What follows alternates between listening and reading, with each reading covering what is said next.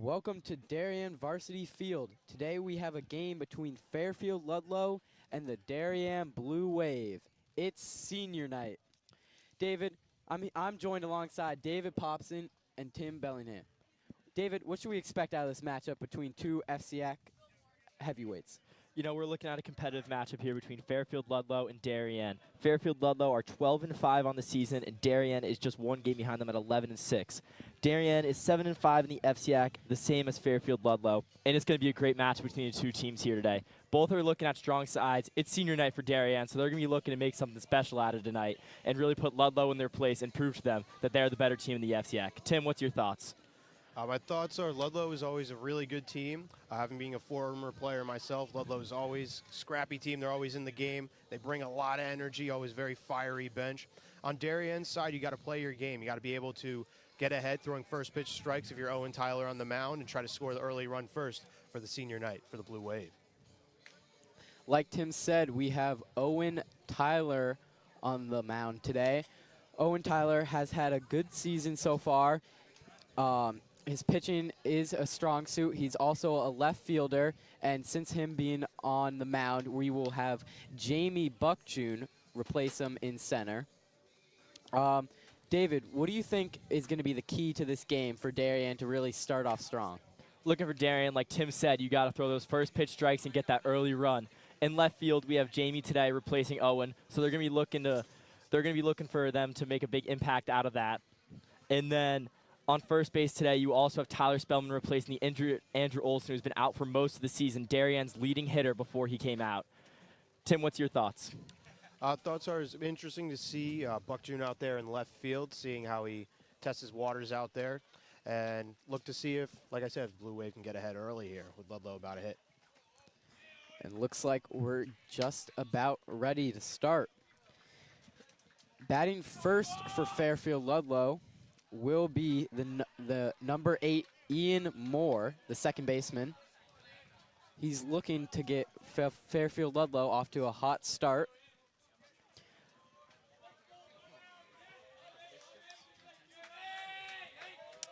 You can already hear the Fairfield Ludlowe, as Tim mentioned earlier. Their bench is getting rowdy and chirping the pitcher. They're really looking to make their impact on the game, whether they're on the field or off. That's just going to be low for the first pitch, a ball. It's really important here for Owen Tyler to get into a groove and not be all messed up, as his second pitch is going to be a strike for the 1-1 count. As a former pitcher, Tim, what do you feel like is necessary for a pitcher to start off a game? You just want to, like I said, work ahead. You don't want to be in those 3-0, 3-1 counts. You prefer the 0-2, 1-2, even the 2-2 counts as he throws a ball low there, 2-1. You want to get ahead. You don't want to be behind as a pitcher. You don't want to be throwing a lot of excess pitches. You want to throw as least amount of pitches as possible. Get your team in that dugout ready to hit.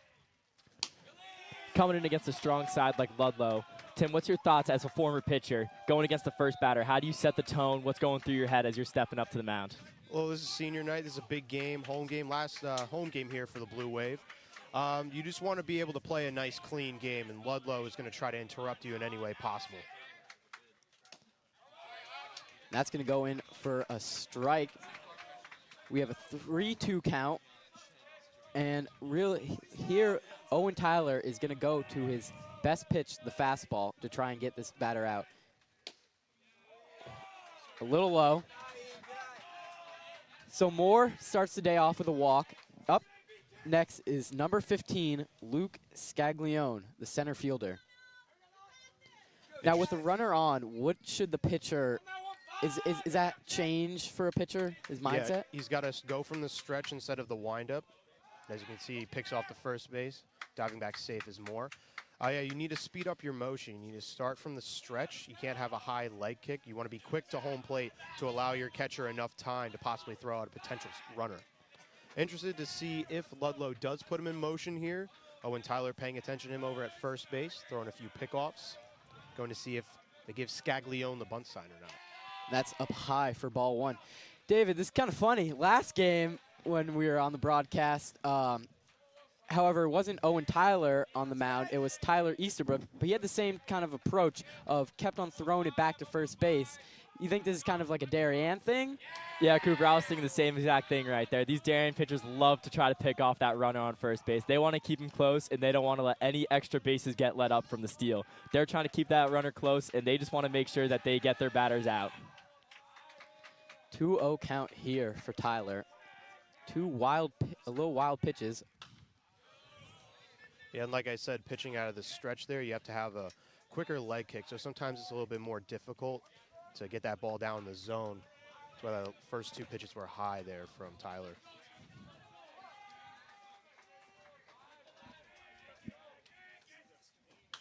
Two 2-1 count is foul back. It's going to be 2-2. Owen battling back in this at bat. What do you think? It's really important to not let the batter get ahead of you, and especially or that runner on first base to get in your mind. As Scaglione hits it to Zawacki, who flips it to Zawacki, only can get one. So we got a runner out at second, but Scaglione is safe at first, so he reaches on a fielder's choice. What looked like should have been an easy double play there off the short grounder. Leo Zawacki gave a high flip to Dom, his brother, and then Dom could not turn around to first base and make the play, giving a high throw to Tyler Spellman, which they were lucky did not lead to an error in the infield. Yeah, Up now we have Ben Crawford, number 10, the catcher.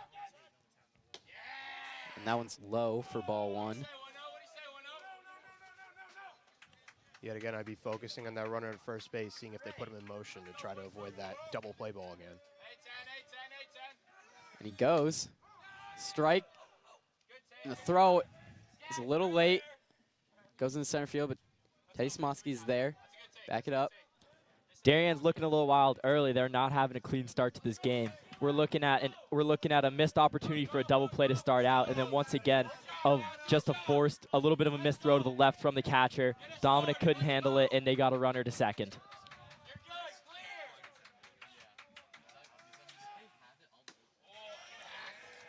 Swing and a miss. 1-2. It's a big pitch here for Tyler to make. He's ahead in the count, 1-2. Got a runner in scoring position with only 1 out, 3 batter up. See if he can make a pitch here to get the punch out. That's low. Tyler's seeming a little bit wild here starting off the game, Tim. As a pitcher, what are your thoughts? How is he going to get back into it, get back into his groove, or find the way to try to get some of these batters swinging and force some strikeouts? Well, he's just trying to get comfortable with throwing out the stretch right now with the runner on base. He's trying to figure out his release point. A little high. Full count. Owen throwing a lot of pitches here. He walked the first guy, then second at bat, 3-2. Now this 3-2. That really is going to affect him in the long haul. And that one's fouled off. He just got to focus on maybe getting forcing some easy grounders or find a way to get these batters out early, because if he continues this way down the stretch, they might have to pull him due to a pitch count, and no one wants to see that on their senior night. So I'm sure he's going to try to find a way to lock in and get some of these batters swinging early. A little high. Did not go on the check swing. That's going to be a walk. Up now, number 12, Kiernan Scruggs, the left fielder, with runners on first and second, looking to do damage in this top of the first. Tim, how important is it to strike first? Oh, it's definitely important, especially as the road team as well. You want to try to get ahead early. Some coaches in the past that I've played for were, if we were on a neutral site, some of them would want to be the road team. Like if we were to do a coin toss, they would want to be the road team because they wanted to get ahead early and strike early, so they weren't chasing from behind.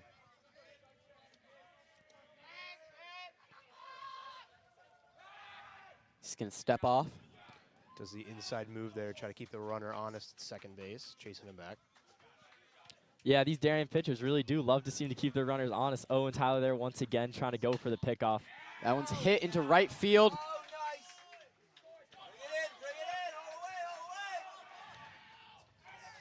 And Ludlowe, Ludlowe scores 1 and have runners on the corners. So a nice hit there from number 12. Kieran Scrugg. An interesting play there from the right fielder. He just tried to barehand that ball instead of trying to make the simple play and pick it up with his glove. Allowed that runner to get that extra time to go to third, and then they could not keep him in, and runner got home and scored. Not a good start to the Wave. As you said earlier, the coaches often like to be the road team, try to get in the pitcher's head, get that one run early, and take that lead. And Ludlowe definitely has been successful here in this first inning. Tim, what's going on in the mind of Owen now as he's trying to rattle back and get some of these batters out? How's he going to do that? Trying to get a quick out right here. Whether you can get it via the strikeout or maybe get a ground ball, try to get a double play. But here goes Jack Nee going out there just to kind of settle him down for a second after a few walks and a hit driving a run. He's just trying to get him to collect himself for a second. He's throwing a lot of pitches high, try to get them down, try to get a ground ball to get out. Yeah, it looks like a little nice short and sweet message just to say, calm down, you're still in this game, only one run. You got one out, runner on first, maybe get a double play, and you can be out of this inning with a little bit of damage done. Now we got the 5-hitter, Liam Grady, the shortstop, as he fouls that one back. Count 2-1, one out. Runners on first and third. And a dog has made its way onto the field. Oh. I don't know how that happened. He's running around. Players are getting a little excited. You can hear barks coming from the Ludlowe bench. All the fences are usually closed, so he must have jumped over a fence of some sort. Don't know how that happened. Dog's been roaming around. Made its way over to the broadcast earlier. He's out there playing a big game of fetch. Maybe he could do some help with the Darien field, and they could just use it after this inning.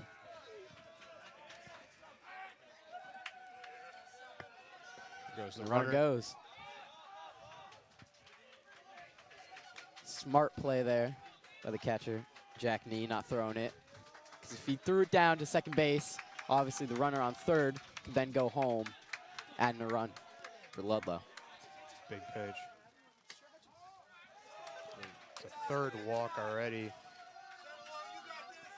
Now the bases are loaded for number 6, Elliot Kwan, the third baseman. And they're going to want to have a talk with Owen. Bases loaded, one out in the first inning. The Fairfield Ludlowe bench is letting him have it. They're yelling at him. They're jeering at him. And they're just trying to get in Owen Tyler's head and keep the streak going. They want to see the runs get in, get out to an early lead, and just kind of put this Darien team away before they can get back into it or have anything too good. So, Tim, as a pitcher, you've been in this situation, of course, like all pitchers. You know, maybe started off a little rocky, and the pitching coach comes up to you. What do you think he's saying to Owen Tyler in this moment? Well, it all depends if you're trying to overthrow or if your mechanics are off a little bit. John Michelli there, the pitching coach for Darien, is probably giving him a little bit of a break there, a little bit of a breather, but also giving him a little bit of a piece of advice here. We got to keep the ball down low. You got to force any base. Just try to get a ground ball. Try to get an out. Avoid the ball going to the outfield. That ball's low for ball one. And the rain is starting to come down here in Darien. Yeah, it's starting to pick up here. You can see the players in the outfield are getting a little wet. Luckily, we're dry under this tarp. Yeah, we're definitely the lucky ones out here. How is this going to affect the pitcher throwing the ball, though, Tim? Does the rain play any factor in that? Does the ball get a little slippier? Can he throw some more wild pitches? Or? Well, right when the rain first starts, it's not as much of a factor besides it pouring down on you, but it'll eventually start to pile up. Only bit of dirt is on that mound on this field. That goes in for a strike, so 2-1. But if you are a fielder like we saw with the single out to right field, Merritt Hole did slip a little bit on the wet turf, so you can lose your footing even on the turf field. That one's popped up into right field, and Merritt's going to make the catch. The runner on third there knew not to test Merritt because Merritt has a very strong arm. He's one of the best pitchers for the Wave, their best reliever, and he could have thrown. He would have gunned him out at home. Yeah, it was a ball well struck, but little short flies, so Ludlowe cannot bring in the run. It's a big out, though, for Owen Tyler here. You got 2 outs, bases are still loaded. Just try to get another weak piece of contact. And up now is the pitcher, number 17, Cole Gibson. That pitch is a little low for ball one.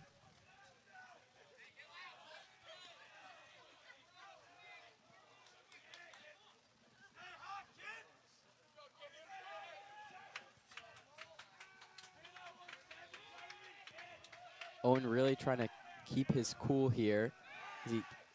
A wild throw to first base, and the runner on third is going to come home.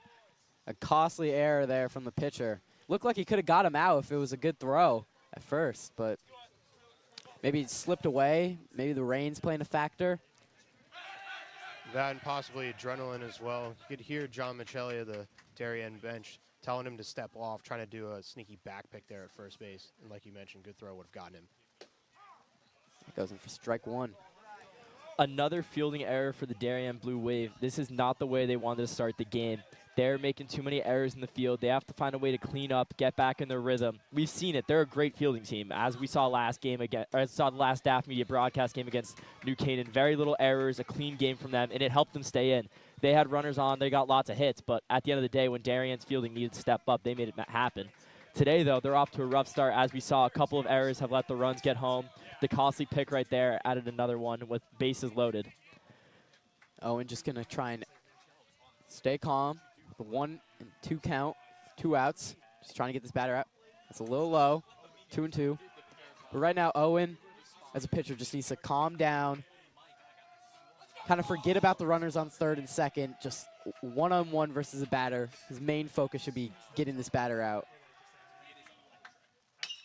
He makes contact right to the shortstop, Leo Zawacki. And a great pick from Tyler Spellman. That's going to end the inning. Low ball there. Great catch by Tyler. He made the adjustment and really showing why he's stepping up as a junior in the place of Andrew Olson. He's really had a great season for himself so far and showing off why he could make a big impact at the level next year. And we'll be taking a short break on the Darien DAF Network.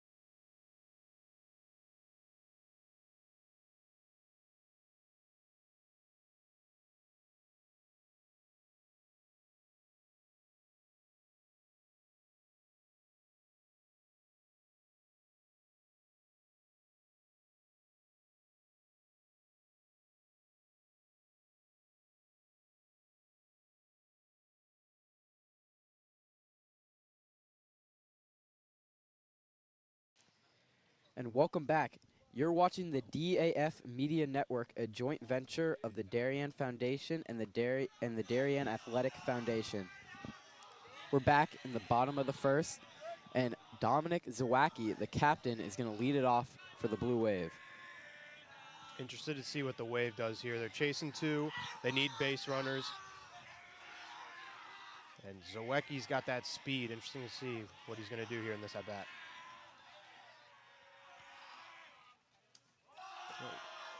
Ball 1 is going to go in the dirt.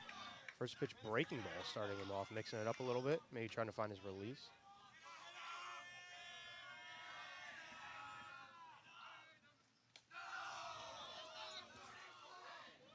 Number 17, Cole Gibson out on the mound there for Ludlowe, Fairfield Ludlowe.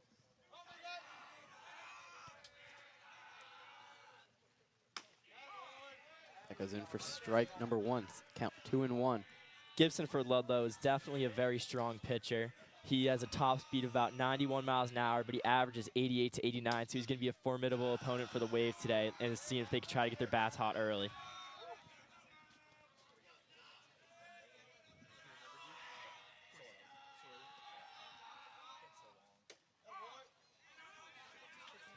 That's strike, so we got a full count here. Gibson I notice he's a little more faster in his pitching than Owen. Yeah, Gibson's working fast.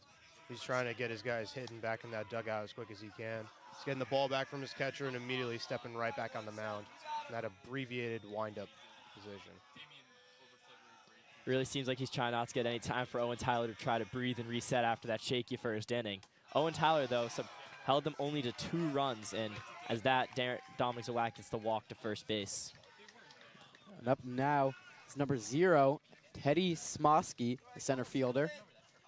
Yeah, Tim there mentioned Dominic Zawacki does have that speed to him. A national track runner, he's going to be definitely looking to try and steal to second base here and try to get himself in scoring position with Teddy Smosky back at bat. Yeah, especially with Gibson after that first pitch walk, Smosky's going to see a few pitches up at the plate. That's a strike. 1-1. Dominic is definitely going to test him on the base paths. Maybe slow down his pitching a little bit because he's making him nervous on first base, dancing around as that goes in for strike 2. And Gibson is working incredibly fast out there. There's a pick over to first base, so Zawacki slides back safe.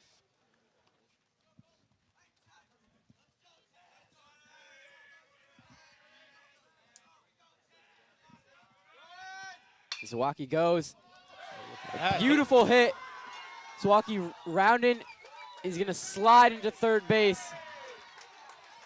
That's really well done there. Sends Zawacki in motion there with 2 strikes on Smosky. Smosky fights it off in the hole where the shortstop would have been.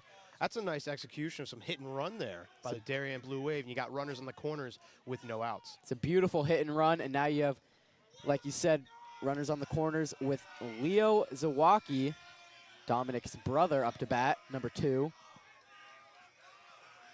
Runners are going to be in motion here. Smosky at first. And he goes. And the ball's back. Dominic hesitated a little bit on that one. Maybe could have gotten it. Decides to play it safe. Yeah, with his speed, it definitely looked like he wanted to try and steal home. Couldn't exactly see it, but maybe his coach was calling him back, bringing him back, because Dom's definitely an aggressive player on the base path and wants to try to get those extra runs wherever he can. Yeah, and that ball just slightly tipped off of Crawford, the catcher, and just rolled past him. But Zawacki over there at third base, you don't want to run into that first out at home plate. No, definitely an ideal start for the Wave. They wouldn't want to mess it up now after that ideal start on the batting side of the game, but here they're not going to try to mess it up by making a simple out and getting one of the runners in their scoring position out. A beautiful fastball right down the middle. Goes in for strike 1. 2-1. Fouled off. Out of play. You're Leo, you want to do a job here. You got no outs. You got runners on second and third. You're looking to put a ball in play, preferably hit it to the right side, but you're just looking to make some contact, try to drive in a runner. Little low. Full count. Another full count here. It seems like a theme we're seeing across today. These pitchers can't get any quick outs here. They're really having to go deep into the count to try to get these batters out, which could affect them later in the game. That one's foul tip. Yeah, that one eats up Crawford a little bit back there. Yeah, definitely a little shaken up. Maybe got him on the hand.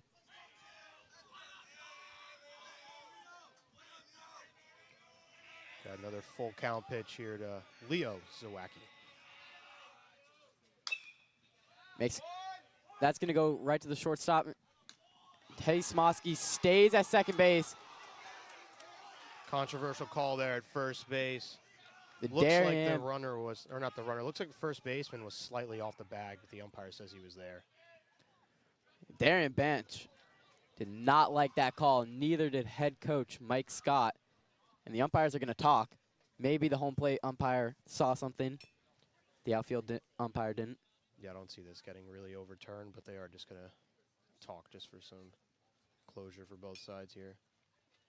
Because the throw did come up the first base line, and the first baseman did stretch for it. And the call will remain out.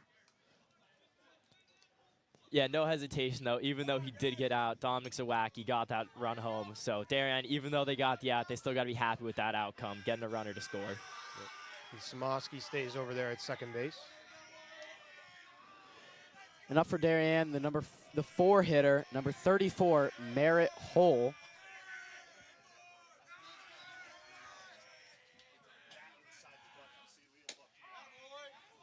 Goes right down the middle for strike 1.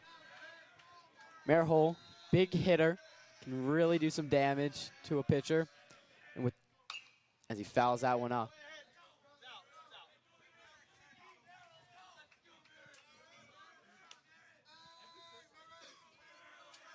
I haven't seen many off-speed pitches so far from Gibson. He's just throwing a lot of fastballs low in the zone. See if he mixes it up here 0-2. Fouled off again. Yeah, Tim, we were talking earlier. You were saying how fast Gibson was going into back-to-back pitches, and he's looking to slow it down a little bit now, it seems. Why do you think that is? He's just trying to get into a rhythm after letting up a couple of these hits here? I'm trying to freeze the runner on second base as well. As he throws a little get-me-over slider, just misses away. Didn't fully finish that pitch here, so looking to see if he can locate that pitch, or he's going to go back to the fastball most likely. Hole looks like he wants to hit this ball. He definitely wants to make contact and send the runner as Gibson steps off the mound, send Smosky back to second base.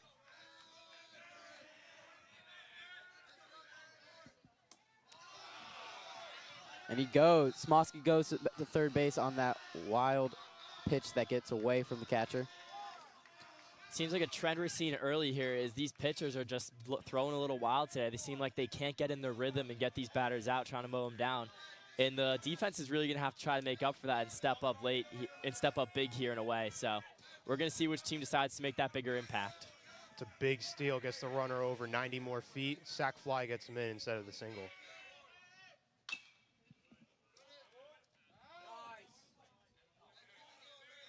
As that ball hits off the plate, retrieved and foul ground by Crawford.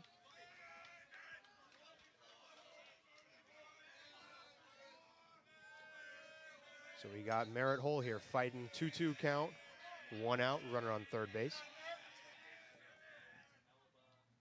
Smosky dancing on third base. He gets him. A little half swing for the strikeout. Smosky there looked like he was trying to mess up the pitcher, just to no avail, though, as that was a filthy off-speed pitch from Gibson. And up now, the 5 hitter, number 4, Tyler Spellman. It's a fastball, goes in for strike 1. Your Smosky over there at third base, you're looking for a dirt ball read to score. Crawford has seemed to, similar to a goalie in hockey, kind of let that 5-hole in between his legs, kind of let that ball go in between his legs when he can't fully get a glove on it. That's inside for ball 2. Now the difference in this at-bat than the last one is now there's 2 outs. So now a hit that could have been a sac fly won't drive in a run anymore. Yeah. Need a hit or a pass ball to get the guy in.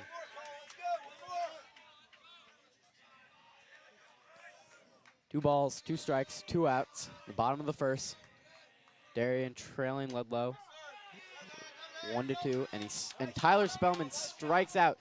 Didn't like that call, but that's going to be strike 3, and that's how the first ends. Yeah, we saw the face he made. I don't know if you could see it on the broadcast, but he lets out a little sigh like, oh, maybe I should have swung at that one. Not my best choice. Gibson just gets him, though. And we'll be right back on the Darien Athletic Foundation broadcast.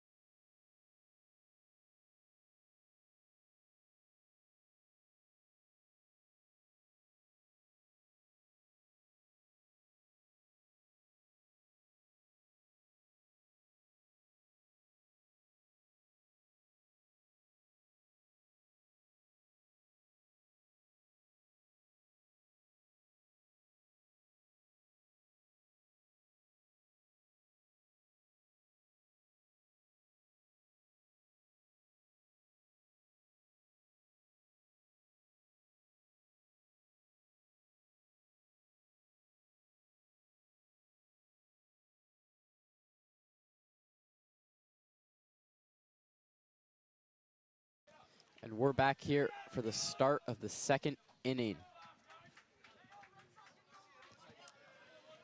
Good start for both sides here offensively. Defensively, though, there's a couple errors they're going to need to clean up if they want to be the winners of this game. Darien's let up 2 runs, and Ludlowe let up just 1, but Darien looked like they got runners in scoring position and were looking to threat just as much as Ludlowe was in that first inning. Yeah, both teams left some runners on base. They left possible more runs up there. It's a 2-1 ball game so far. And up for Fairfield Ludlowe is Dylan Davis, number 13. He takes that one for a ball, 1-1. That one's popped up. Oh, what a catch. Taylor Campbell making the adjustment there. He looked like he just went a little too close to the fence, and at the last second he pulled away and made the adjustment. That was very acrobatic play from Taylor Campbell. Shoestring catch there. Diving over to the side is Campbell for the first out. Yeah, right in front of the Ludlowe bench. Never going to be easy with those guys getting in your face, too. Joe Calabro is going to round out this Fairfield Ludlowe lineup as a number 9 hitter. A little outside there for Owen. I like that pitch. I like that pitch there. He's been throwing a lot of first pitch strikes, trying to mix in the off speed. That was just there for some show, but just missed off the end there. But good pitch nonetheless. That's popped up into shallow center field. The second baseman, Dominic Zawacki, is going to make the catch for the second out. And it looks like Owen Tyler has kind of found his groove, you know, 2 quick outs. What do you think happened in that dugout? Yeah, something magical must have happened because he looks like a completely different man out there. He looks more calm, relaxed, composed, and he's really seemed like he gets the handle of these lower in the lineup Ludlowe batters. Now he's looking back, return to the top of the lineup against Ian Moore. So we'll see how he handles these stronger hitters again here. And like you mentioned there, David, you want to go out and attack those bottom of the lineup guys. He's got 8, 9, and now top. I'm sure the coaches in the dugout told him we got to get these bottom of the lineup guys out. That one's fouled off for strike 2. Yeah, definitely a good situation for him to start back the inning and to get those easy outs before he has to go against the big hitters, against the leadoff, clean up, all of them, you know. And difference here is he's getting ahead early. He's up 1-2 on this batter right here. Ball in the dirt, 2-2, but no runners on, so catcher Jack Nee doesn't need to hustle. That was a theme we saw earlier, though. He did get ahead in the lineup, getting ahead of the count, getting that 1-2, 0-2 count, but he just couldn't finish it off. He kind of seemed to let the hitters back into it, throwing a couple wild pitches here or there. And let's see if he got his composure back in that dugout. This will be a true test against Ian Moore, the leadoff. That one's grounded to shortstop. Leo Zawacki kind of fumbles with it, but maintains it and gets the out at first for a 1-2-3 inning.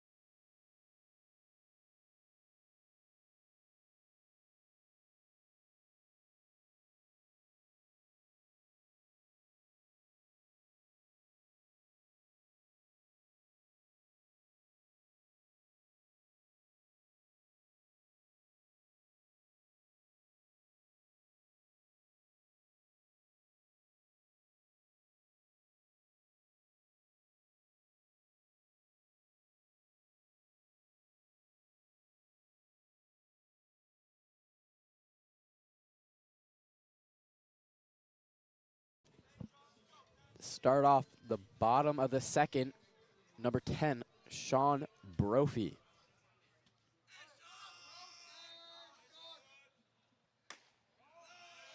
Outside for ball 1. Last game against New Canaan, Sean got the first hit of the game that kind of sparked the runs, the 3 runs in the second inning, which were enough to beat New Canaan. Do you think he can do it again, David?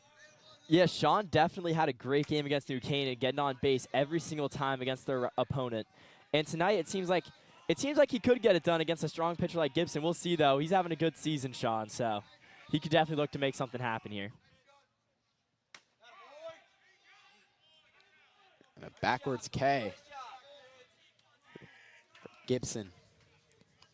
Looks like he mixed it up there, threw a kind of change up in. Kind of threw him off a little bit and froze him for strike 3. Now up to bat is Taylor Campbell, the third baseman. And maybe like Tyler, Gibson's a changed man in this second inning. He's really dialed in, locked in.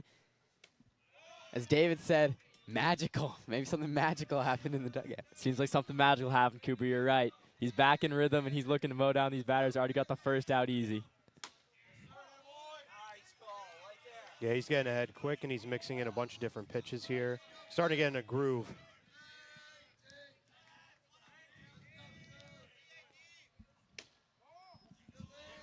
A little outside there for 2-2 count.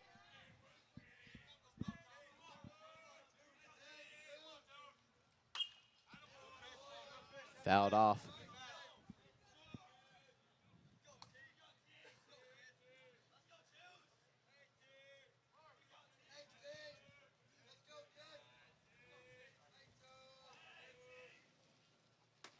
Ooh. Actually clips the jersey on the way past. Yeah, Taylor seemed to avoid it, but then the ump just said he's sent him to first base. Close call. And now the 8 hitter for Darien is going to be Jack Nee, the catcher.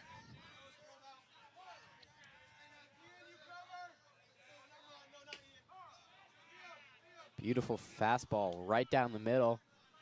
Strike 1.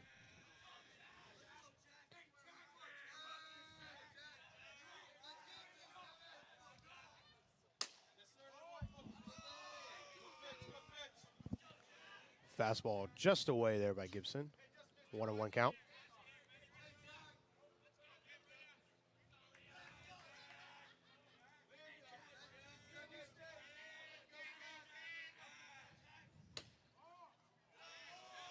That's ball outside. 2-1. And as I look in the dugout, David, I noticed that we kind of, during the break, we saw the shortstop, Leo Zawacki, kind of limping around, and now I see the medical trainer in the dugout maybe looking at something that Leo might have hurt. We know he has an injured history with like his hip and shoulder. What do you think that could be? Yeah, Leo there, we definitely saw him limping out. He was trying to, seems like he was trying to regain his composure or something. He's talking to the trainer now. That'd be a big loss for the Wave, as Leo's a very strong fielder, as we saw through those couple of innings there, and the third batter for the Wave. So this could be a big loss for them if they can't get him back in this game, but they won't want to risk him for playoffs coming up. So if they need to pull him, I don't think Scott will hesitate to try to keep one of their best players healthy. The full count.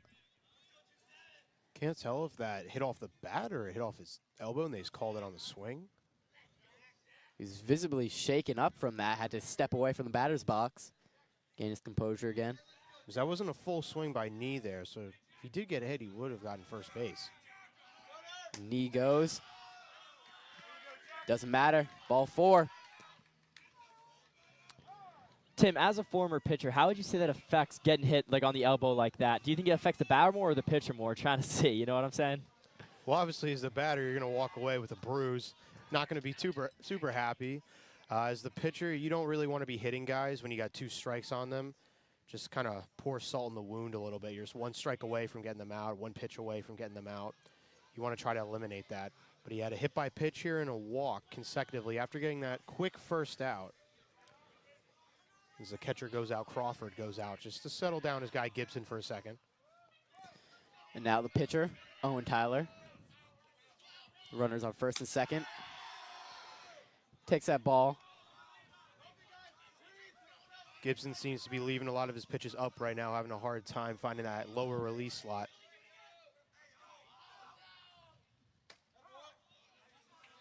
That one finds strike zone. 1-1.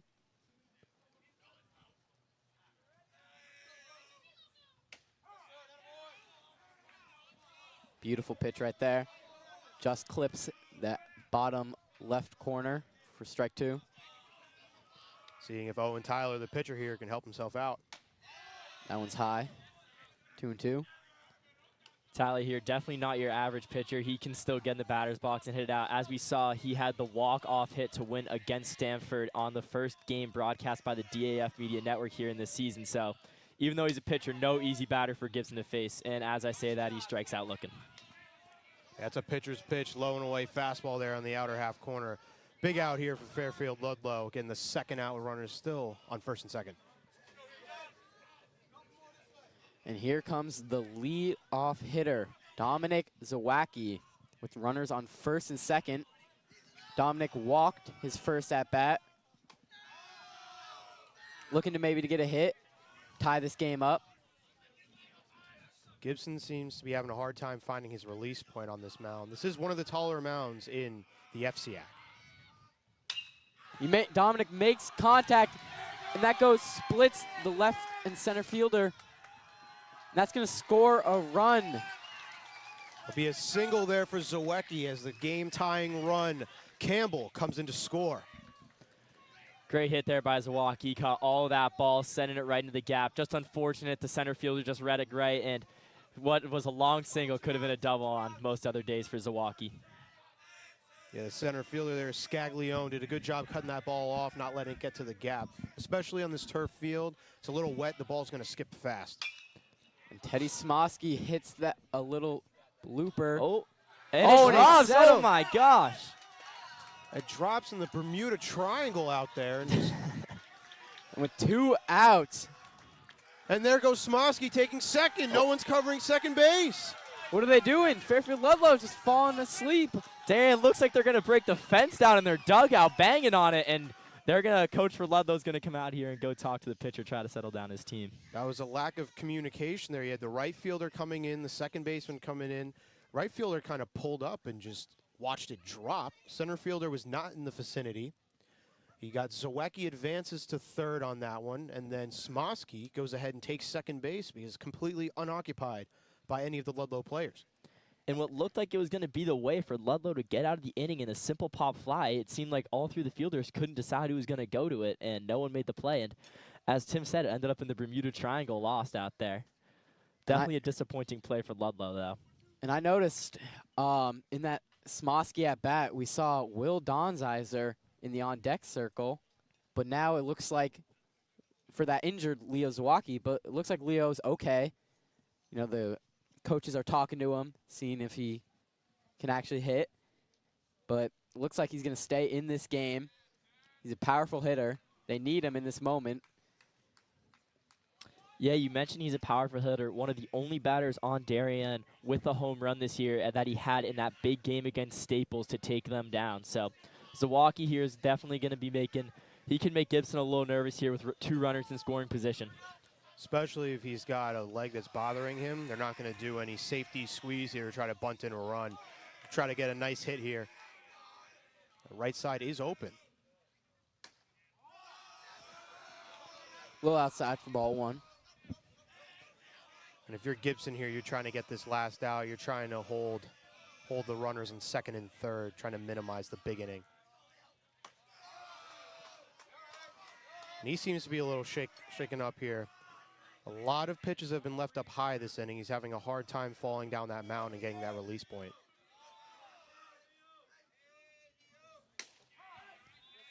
That goes in for strike 1. 2-1 count. 2 outs.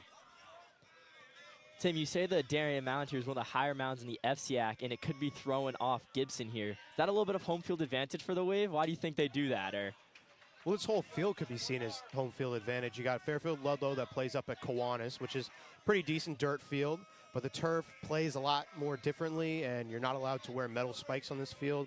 So the Wave definitely have an advantage playing on this field every day. Zawacki hits it into right field, but Calabro is there to make the play to end the inning. But the damage has been done as Darien tacks 2 on the board to take a 3-2 lead going into the 3rd inning.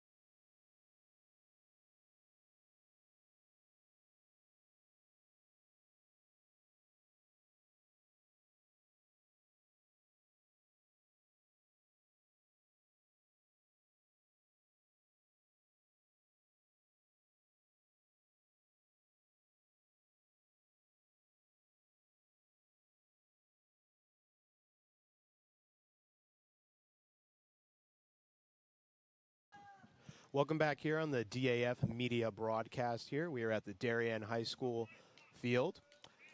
Top of the 3rd inning. It is a 3-2 score after Darien put up 2 runs in the bottom of the 2nd inning.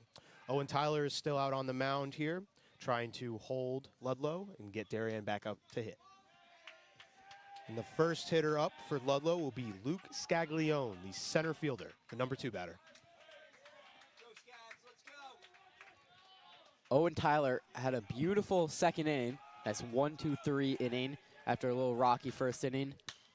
That might have he might have thrown a little bit more pitches than he wanted to. So a good 2nd inning to get that number down. yeah, Tyler in that 2nd inning there really showed his mental fortitude, trying to get back on track, something that every pitcher needs to have. That's a good pitch there. I like that pitch. Low off speed down the zone, changing up the eye level a little bit. Throwing in some other pitches.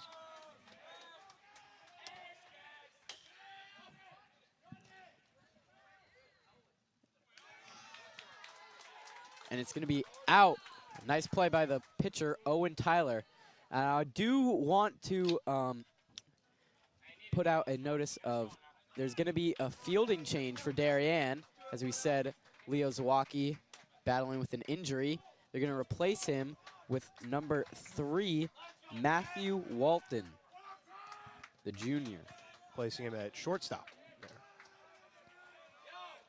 Tim, we see here no runners on for the Wave, and Owen Tyler in a bit of a groove. Will you see him get a little bit more aggressive with the pitches he throws here? Will he take more risks, try to throw it a little harder, maybe throw it a little closer to the corners of the zone?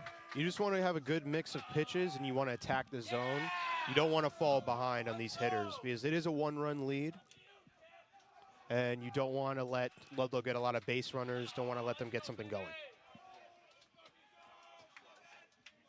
As he falls behind here, 2-0. Ball 3 in the dirt.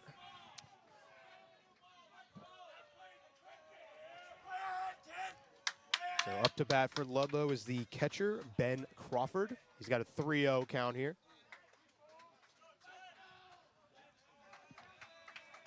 Right here, Owen Tyler's just going to want to throw a strike. That's what he does. Batter didn't even look like he thought about swinging there. Held that bat never even left his shoulder on that pitch. Nice located fastball. Try to come right back with the same pitch. Low strike 2 call. And just like that, Tyler's back into this at-bat. Full count, pitch, a little low. That's going to be ball 4. Crawford makes his way to first base. Up now, number 4 hitter, Kieran Scruggs.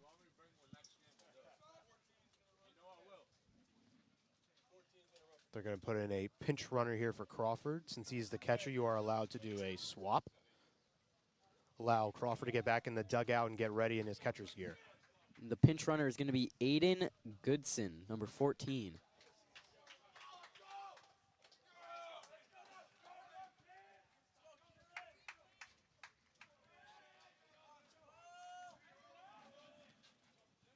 So we got 1 out. Got a runner on first base.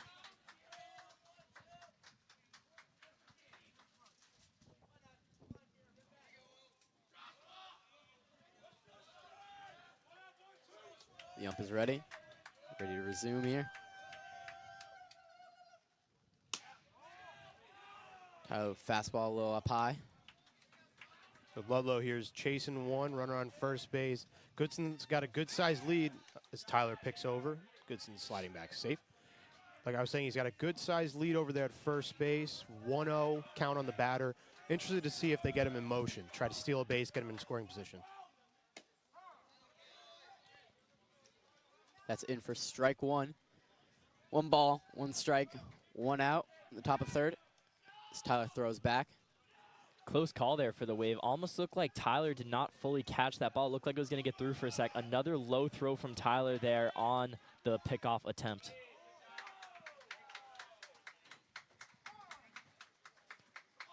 Another good stop by Jack Nee back there behind the plate.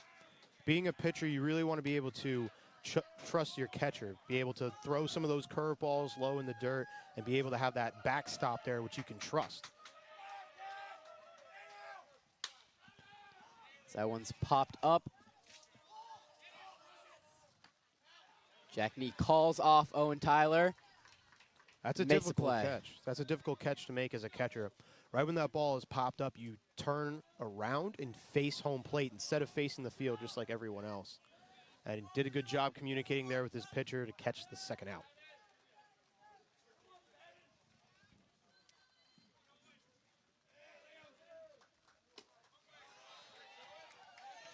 And Liam Grady is going to be up for Fairfield Ludlowe as he takes that first pitch strike.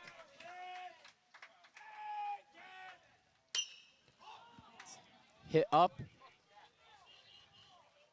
And Smosky calls off all the other Darien infielders and makes a play for the last out of the inning.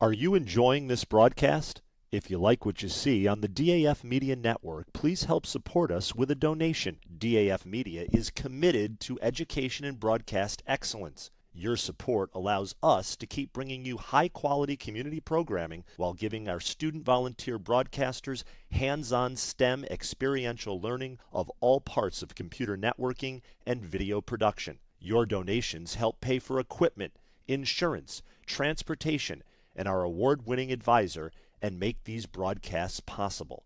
To donate, you can scan the Venmo QR code shown here or visit our website at dafmedia.org/donate. The link to donate is also in the description of this YouTube video. For those of you who prefer a more traditional approach, checks can be made payable to DAF Media and mailed to the address shown here. Any donation of $1,000 or more will be recognized as sponsors of our broadcasts for 1 year. Feel free to pause the broadcast to write this down. Thanks for watching and supporting DAF Media. And welcome back to Darien Varsity Field. You're watching the DAF Media Network, a joint venture of the Darien Foundation and the Darien Athletic Foundation. We're in the bottom of the third. Darien leads Fairfield Ludlowe 3-2. And up to bat for the Blue Wave is number 34, Merritt Hole, the right fielder.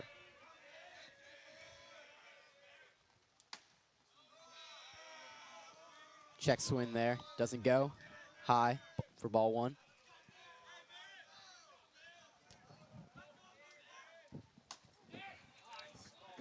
Swing and a miss for strike one, 1-1.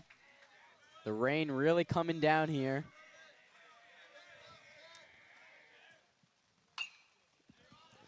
Merritt fouls that one off, out of play.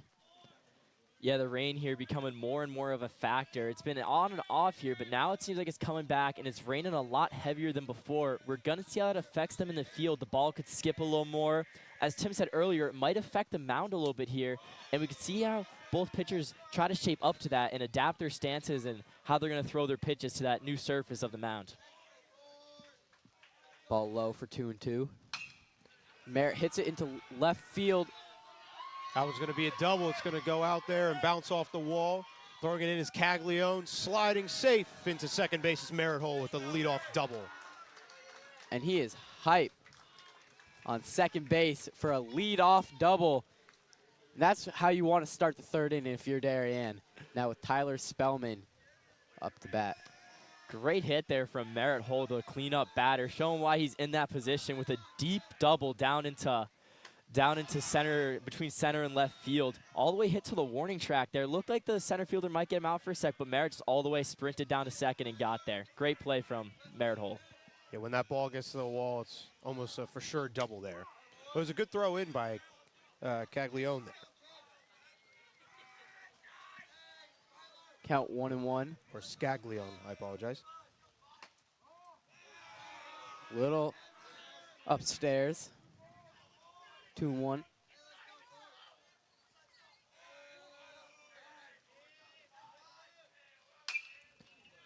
Another hard hit ball. And the shortstop, Grady, just couldn't hold on to that ball. That would have been a tough play to make. The ball was hit hard, especially in this turf field. It's going to skip low and fast. Made a good stop there, but he can't come up cleanly with that one. And especially with Spellman running out of that left-handed batter's box, he's got another 2 steps closer to first base than a right-handed batter would be. So now Gibson in a bit of a predicament here. Down a run, no outs, runners on the corners. Spellman goes, fakes the throw. He gets second base there on defensive indifference, meaning that no one covered the bag and there was no throw down, so no play could have been made there. As Brophy hits it through the gap into center field. 1 run scores. And Spellman is going to hold at third base, but a 1-run single for Brophy to extend the lead. Darien 4, Ludlowe 2. It's another really good piece of hitting right there. Line drive right up the middle by Brophy. Drives in a run. Great throw in by Scaglione. But Darien is now up 4-2 here in the bottom of the third, still with no outs. With the runners on the corner, we could see Brophy just get another free base down to second. With Taylor Campbell now up to bat. And that's just what's going to happen, and free base for Brophy. Clean little slide there. Maybe a little bit of this rain's helping him out. He wanted to see what he could do, see how far he could slide. It's like a slip and slide out there on the turf field when it gets wet. You have to be careful, though, you don't slide past the base. You need to start your slide about another 1.5 feet, 2 feet earlier than you usually would. 1-1 count.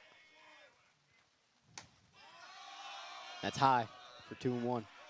And if you're Gibson here for Ludlowe, still no outs.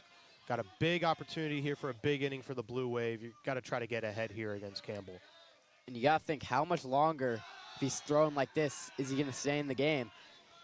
It's only the bottom of the third, but they might have to pull their starter sooner than they would have liked. Yeah, they're going to try to keep themselves in the game here, but there's a prime position here for the Blue Wave to open up the scoring. Cooper, you mentioned earlier taking Gibson out here. He's definitely one of their aces in the Fairfield Ludlowe dugout, as we mentioned earlier, topping at 91 miles an hour and averaging about 88 to 89.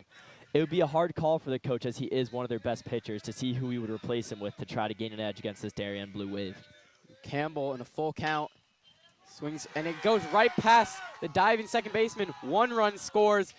They're going to hold Brophy at third, and another 1-run single for the Blue Wave as Darien extends their lead 5-2.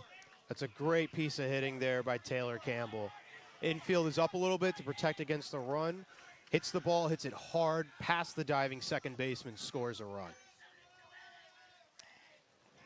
No scoreless innings here for Ludlowe so far, Tim. As the pitcher, what's going through Gibson's mind right now? How is he going to try to get himself back into it? Is the catcher going to come out and try to talk to him after this batter? What do you think is going to happen here? I think there could possibly be a mound meeting that's going to happen, but I honestly think he's going to be pulled the next time that happens. He seems to be a little agitated right now. No outs in the inning so far. Already 2 runs in. Another runner on third base. And Taylor Campbell looked like he wanted to go, but Jack Nee went for the bunt, fouled that one up and away. Gibson picks off to first base. Sliding back in safe is Campbell. And Campbell goes. The throw down to second. Looked like they had a chance of trying to tag out Campbell there, but the second baseman just jumped up and caught it before it can make it to the shortstop trying to tag out Campbell. Yeah, it's actually a design play there. Catcher throws down.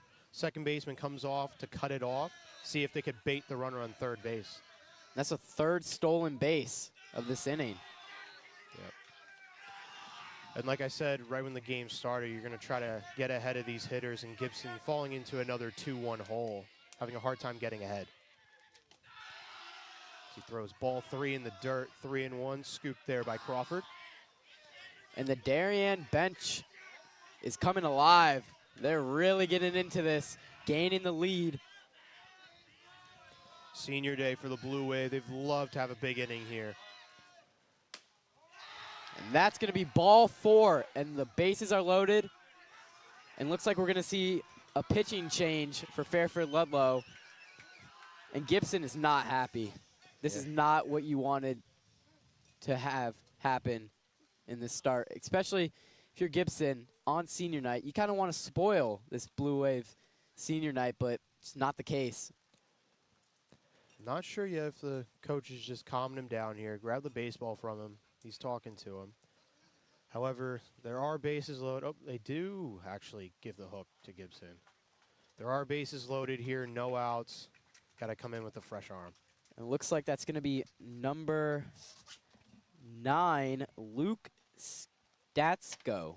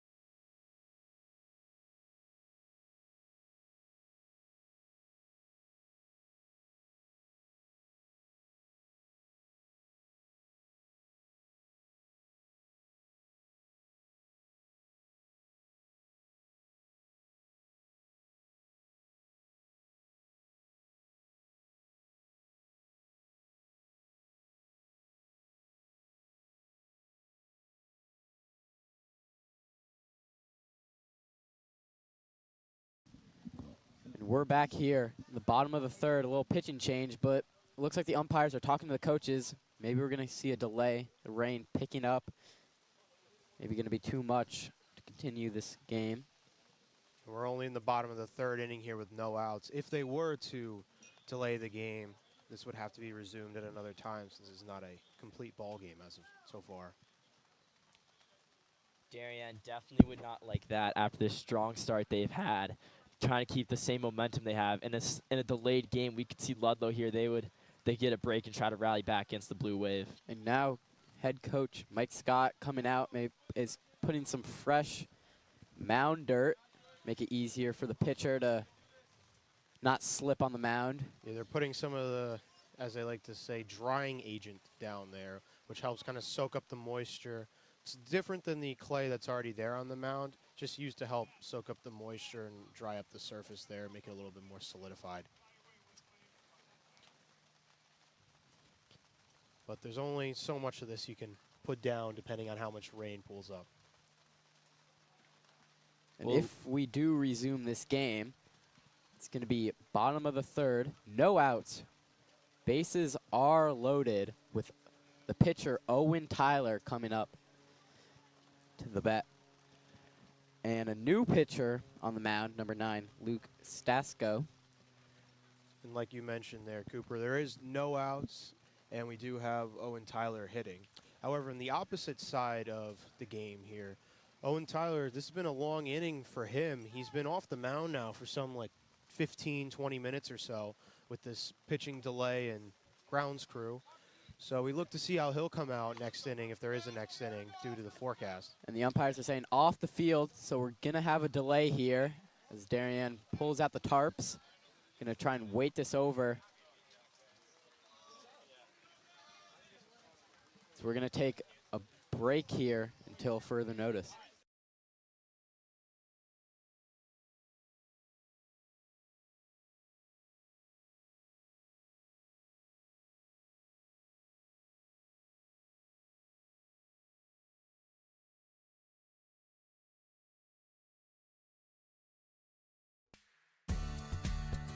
The technology upgrades provided by the Darien Foundation has been a game changer for us. It's allowed us to improve our training. It has helped us hone our skills. Thanks to our partnership with the Darien Foundation, who's provided all this technology and several grants throughout the years, we're able to continue to be prepared to respond whenever you need it. I'd like to thank the Darien Foundation for their continued support. They've been a wonderful partner, and they've taken this vision that we've had for this property and make it a reality. Thanks to the Darien Foundation, we have this amazing new van, and we are so excited about it and what it'll do for the community. This is going to be a real improvement in the services we provide. The Darien Foundation is important to the community in the scope that they reach out to answer needs. It's important for people to be proud of where they live and to understand that if they want a better society, that they need to fund places like the Darien Foundation and the places like the Mather Homestead, because they're so rich in cultural achievements that it makes it a better place to live.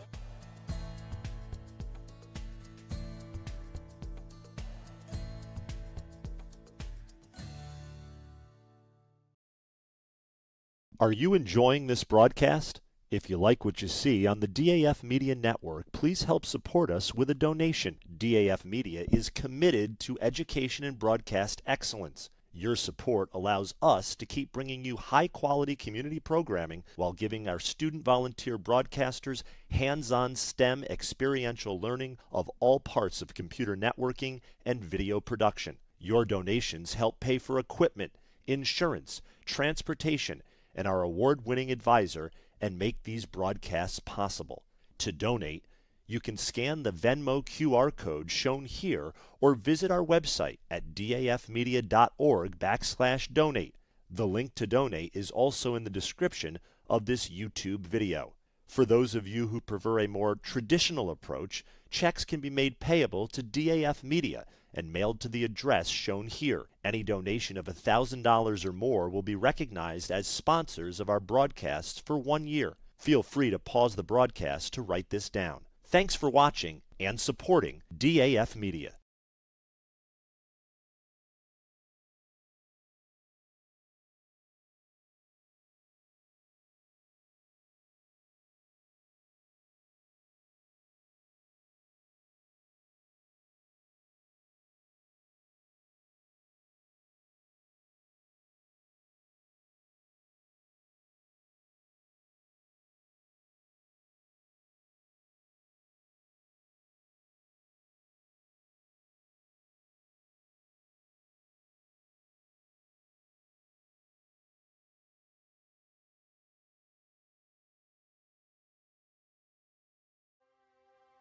The Darien Foundation was founded in 1998 by Richard and Maureen Chilton, and the thesis behind that founding was to bring technology to the Darien public school systems. And that launched us, and that got us going, and through technology and capital project initiatives, we've now funded over $5.5 million over the last 24 years to build a better Darien. Our board really likes to get involved and assist the partners that we collaborate with, whether it's a grant for a youth project or a grant from a community service, schools, the police. Often they come to us with ideas that we help them bring to fruition. The Darien Foundation recently awarded the Darien Police Department 2 grants. One was for laser shot and the other for Faro technology. Laser shot technology is based on decision making. It may come down to using their firearm, but in reality, we would like them to talk the situation down where you use less lethal force, and this program allows us to do that. Police, drop the gun! Faro technology gives us a 360-degree view, catching all the points we need to catch in our accident scene. It also takes a lot less time. This allows us to open up roads, get traffic flowing a lot quicker than we ever used to be able to. We can also map the inside of buildings. We can use it at outdoor crime scenes, indoor crime scenes. It's really used for a plethora of investigations. It's a tool that most other departments may not have their hands on just yet, and thanks to the Darien Foundation, we have that technology. At Home in Darien is a nonprofit organization that helps senior citizens to remain living independently in their home and in the community. We provide important services to help them do so, such as transportation. Thanks to the Darien Foundation, we have this amazing new van, and we are so excited about it and what it'll do for the community. From all standpoints, this is going to be a real improvement in the services we provide, both in terms of safety and comfort. The Darien Foundation is important to the community in the scope that they reach out to answer needs. Post 53 is the town's ambulance service. We respond to over 1,600 emergency calls a year. We're a vital service that has been here for 51 years. The technology upgrades provided by the Darien Foundation has been a game changer for us. It's allowed us to improve our training. It has helped us hone our skills. You don't know how important an ambulance is until you actually need it. Thanks to our partnership with the Darien Foundation, who's provided all this technology and several grants throughout the years, we're able to continue to be prepared, to be well-trained and well-staffed, to respond 24 hours a day, 7 days a week, whenever you need it. The Darien Foundation is really excited to be able to launch a new program for the Darien schools, which will benefit students K through 12 in all 7 schools. This is the new robotics program, which will be an extracurricular opportunity for students to build robots, compete against other leagues, and collaborate together. Our robotics program is going to benefit students in so many ways. In regular classes, students are always looking for the right answer, that there's only one way to answer something. Robotics is completely different. In robotics, you learn that there are multiple solutions to every problem. You learn that you have these obstacles that you have to overcome. You have to really be a creative problem solver. And most importantly, you need to persevere. Early on in the process, the Darien Foundation reached out to administration and the offer to provide funding for a project, and it just dovetailed beautifully to the goals of the strategic plan. I look forward to continue to work closely with the Darien Foundation, both on this project and other projects down the line. We welcome ideas for possible grants. We'd like to do grants that promote and strengthen our community. Sometimes it's from an organization, sometimes it's from our emergency service partners, or it's from the Darien Public Schools. One of our most popular grants, which was the Playground by the Sound, came to us from 4 Darien moms who said, let's get together and figure out how to build this. Thanks to the generosity of our board members and officers, every dollar you give to the Darien Foundation goes directly to the grants that we're supporting. I invite all of you to help us move our community further and support the Darien Foundation.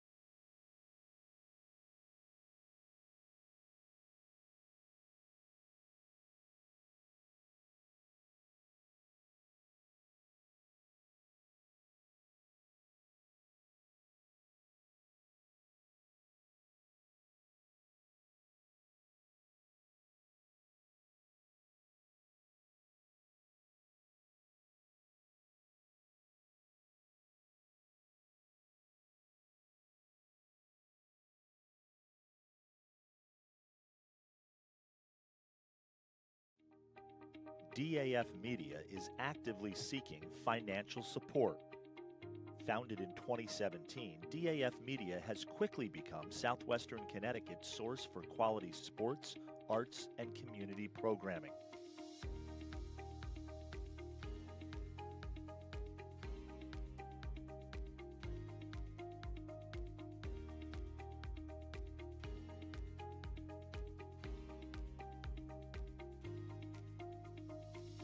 If you like what you see on the DAF Media Network and want to help us continue to deliver high-quality broadcasts while teaching lifelong STEM, communication, organization, and leadership skills, please email us at sponsor@dafmedia.org. We are a registered 501c3 organization.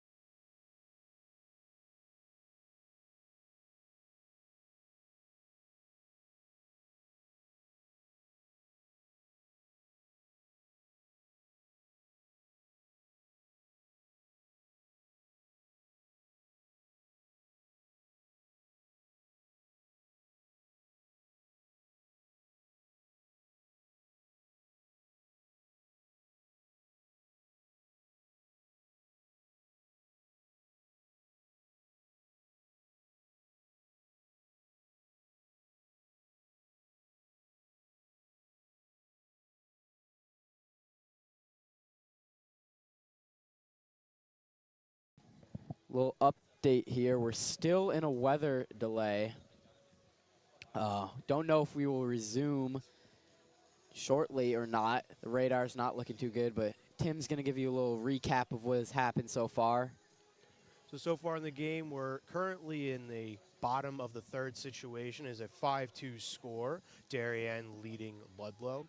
The bases were loaded with no outs, and Gibson, starting pitcher for Ludlowe, was just pulled. So far in this game, it's senior night for the Darien Blue Wave, and like I said, they've got out to an early lead. Owen Tyler on the mound ran into a bit of some struggles to start off the beginning of the first inning, the top of the first. However, as the game has progressed, he's put up 2 zeros with a quick inning in the second and then another quick one in the third. So right now, as Cooper has said, we are currently in a rain delay. Darien Blue Wave was up to bat with runners on all the bases. Bases were loaded with no outs, and the new pitcher, Stasko, was on the mound for Ludlowe. Darien went ahead and put some drying agent down on the mound, but quickly after that, they decided to call the game and put the tarps, or call the game to a rain delay. We're still trying to see what has happened, as we still have more than half of the game to resume. If this game does currently get canceled for today, this game is going to have to be resumed at a later date, since it has not been enough of the game completed to count as an official game. If we were in the 5th or 6th inning, then we'd be halfway through the 7 innings of play, and then the game could be called. But since it's a close score, it's a big FCAC game with some of the top seeds in the FCAC, they're going to have to resume this game at a later date. But currently, we're all standing around. Some of the Darien coaches and players are outside of the dugout. Seems like Ludlowe has a few outside the dugout as well. The rain seems to be lightening up a little bit here. So we're staying optimistic for a resume of game. Looks like the head coaches of both teams are looking towards the scoreboard in right field, as that's where the umpires are at their cars, trying to get a signal if when we will resume this game. But for now, both teams trying to stay light in the dugout, stay warm. What do you think this impact has for both teams? Obviously, Darien, red hot third inning, kind of slows them down. But also, Ludlowe, they weren't doing too well. This could help them in stopping the bleeding that was happening in the third inning. I think this definitely puts a pause on Darien's momentum. And then also, it would be very interesting to see who Darien's going to come out with pitching. Like I've just mentioned, Ludlowe did switch their pitcher. He did not record a single pitch yet. Saw him down there trying to stay warm in the bullpen. So he's going to be good. He's going to be pretty fresh to come in the game. However, on the opposite side of the Darien Blue Wave, Owen Tyler has not thrown a pitch in about, what, 45 minutes now? So I think his day for pitching probably will be done, just because you don't want to have a pitcher go in, have him pitch, like start and stop him again, try to get him all warmed up again and ready to go. So if this game does resume today, he is probably not going to go back in as the pitcher, while for Ludlowe, Stasco is still good to go. So that is one interesting aspect to look at and to see if Darien tries to come back with that momentum again.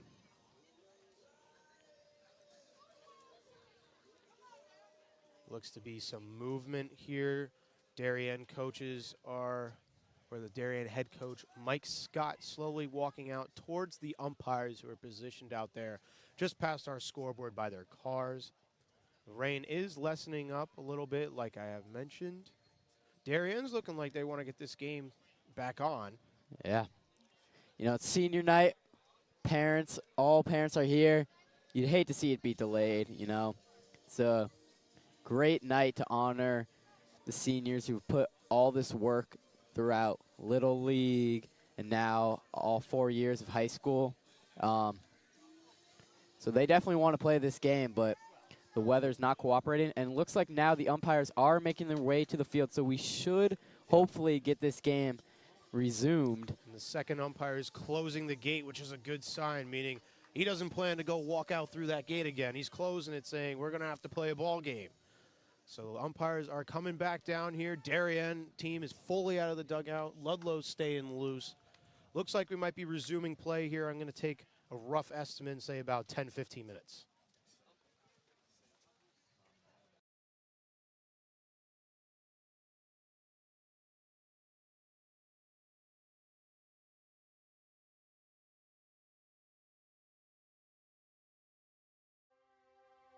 The Darien Foundation was founded in 1998 by Richard and Maureen Chilton, and the thesis behind that founding was to bring technology to the Darien public school systems. And that launched us, and that got us going, and through technology and capital project initiatives, we've now funded over $5.5 million over the last 24 years to build a better Darien. Our board really likes to get involved and assist the partners that we collaborate with, whether it's a grant for a youth project or a grant from a community service, schools, the police. Often they come to us with ideas that we help them bring to fruition. The Darien Foundation recently awarded the Darien Police Department 2 grants. One was for laser shot and the other for Faro technology. Laser shot technology is based on decision making. It may come down to using their firearm, but in reality, we would like them to talk the situation down where you use less lethal force, and this program allows us to do that. Police dropped a gun!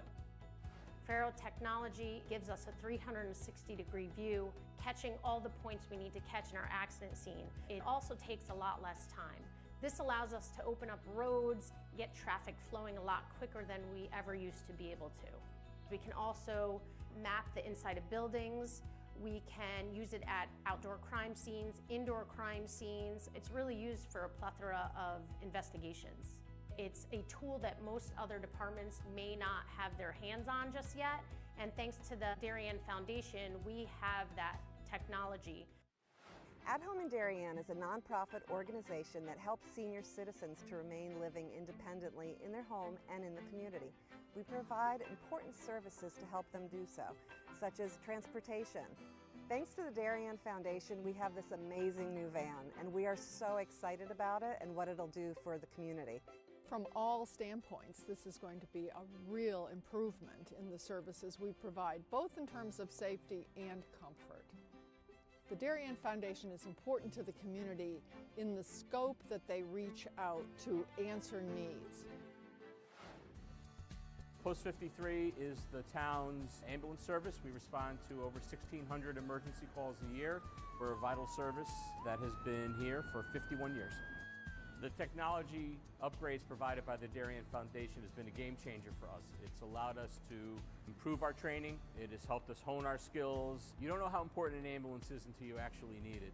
Thanks to our partnership with the Darien Foundation, who's provided all this technology and several grants throughout the years, we're able to continue to be prepared, to be well-trained and well-staffed, to respond 24 hours a day, 7 days a week, whenever you need it.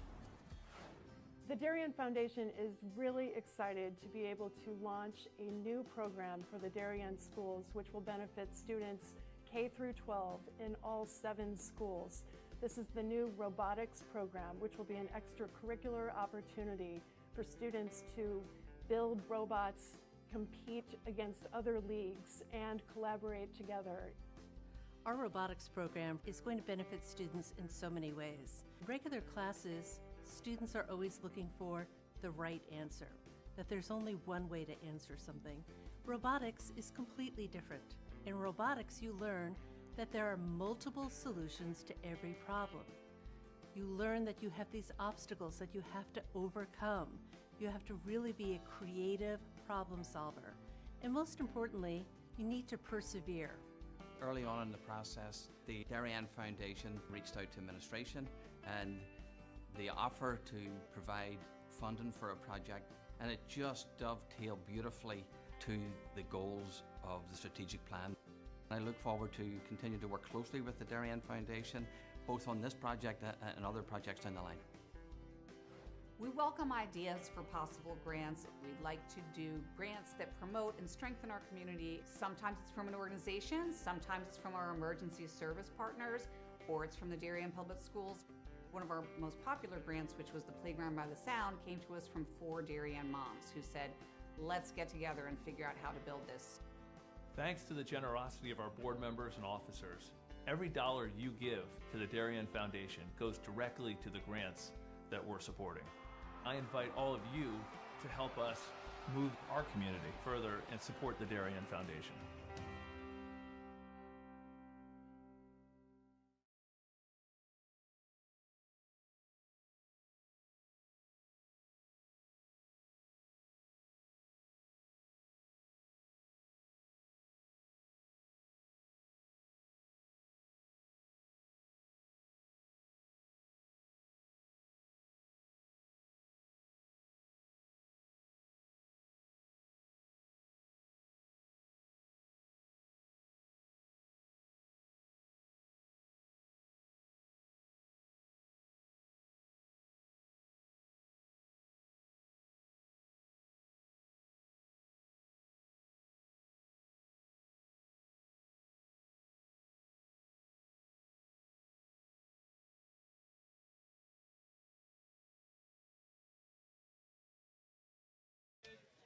And welcome back.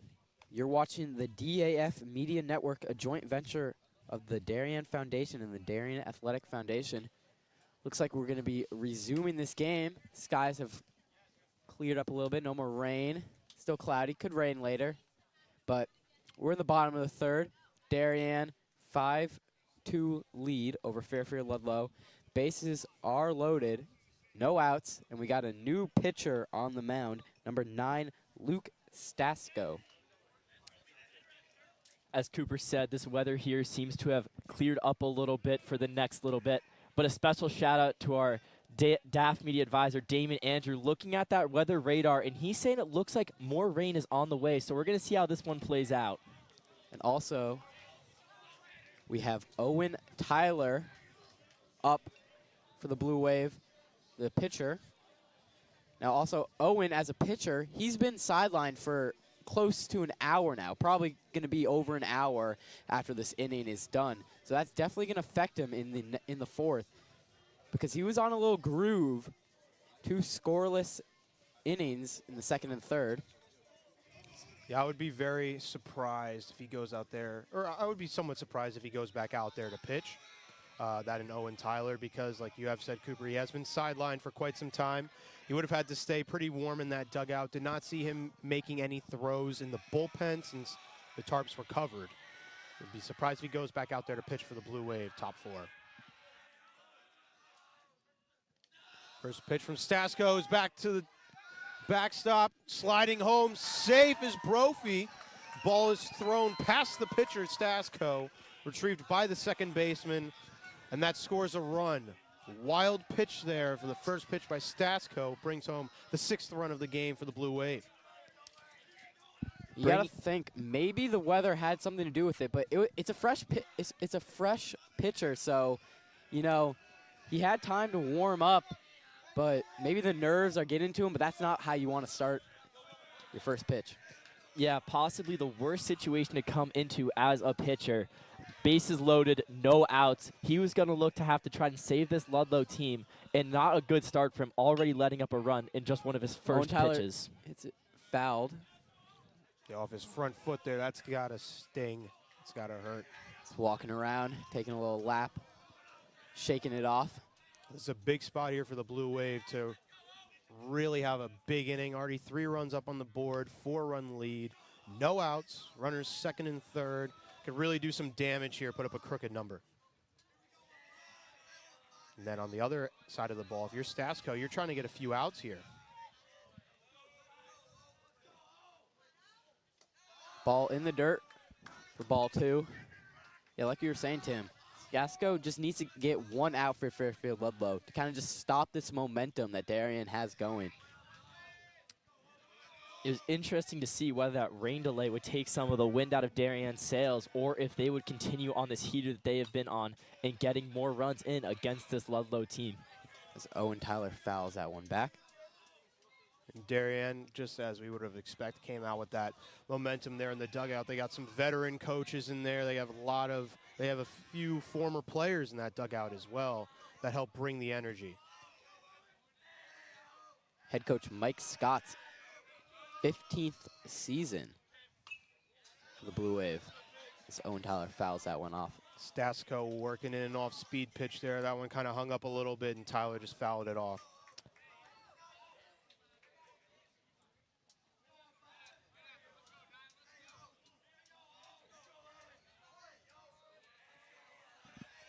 Stasko trying to calm down, shaking off a couple pitches.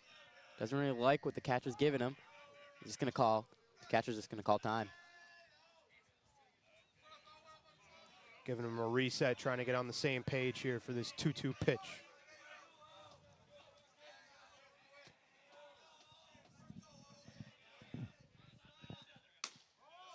Up high, full count. So as a pitcher, you notice him shaking off 3-4 pitches. Why is that? Like, why are the catcher and the pitcher not on the same page?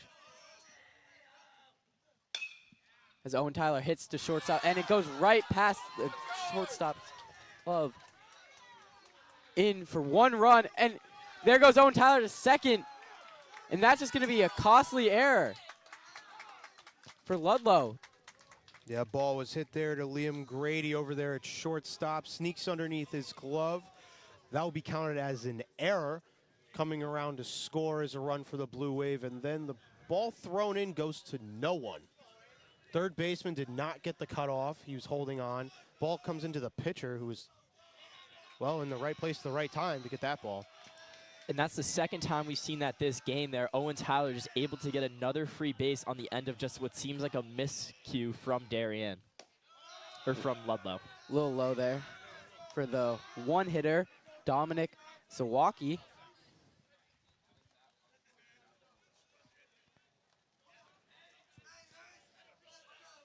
Darien and Fairfield Ludlowe, 2 power teams in the FCAC this season, both have a record of 7-5 in the FCAC. So this is a must-win game for both teams to really take control of that FCAC.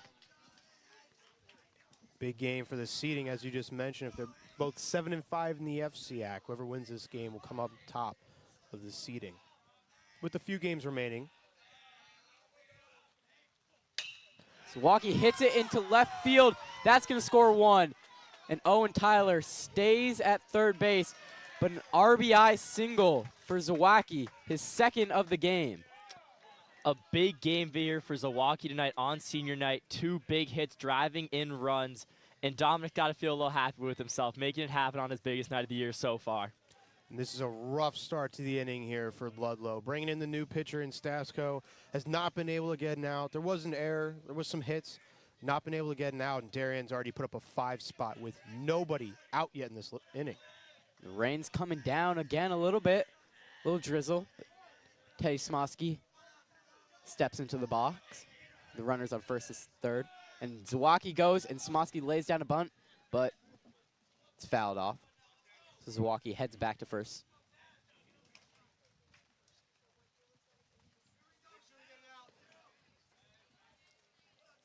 As I overheard, the head coach of Fairfield Ludlowe just says, make sure you get an out. And I think that's very important. And Ludlowe just hasn't done that.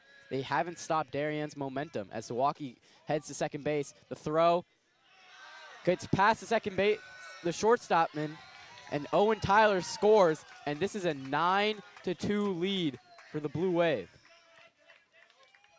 Another costly error there from Ludlowe, allowing the runner on third base just to score there. It seems like Ludlowe's biggest enemy is themselves this inning. The error through the legs of the shortstop, and then just another one there, allowing the third base runner to get home before any more outs can happen. Smosky hits that to right field, and it stays fair. He's going 2. He's going 3.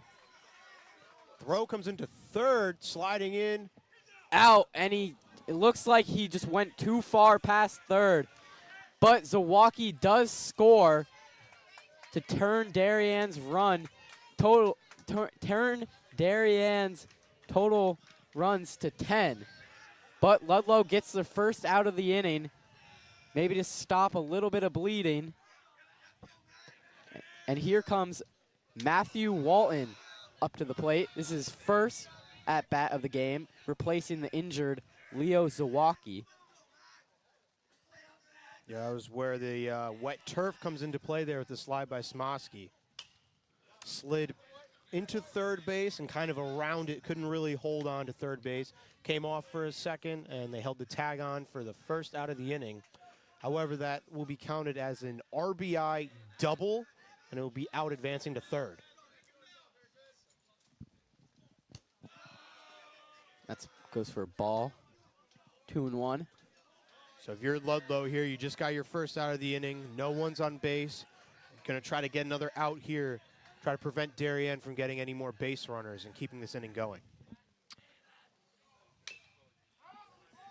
Walton fouls that off. Make the count 2-2. Now Matthew Walton hasn't seen the field too much this season because Leo Zawacki has played most of it. So how does someone who hasn't had the bat warmed up too much come into this spot and really get it going? He's got to try to hit the ball and play any way that you can. If he's going to give you a walk, try to work the walk, but as that's full count pitch right there. But yeah, if you're Walton, you just come into this game and you're trying to just do something productive, trying to put the ball in play, trying to get on base any way you can.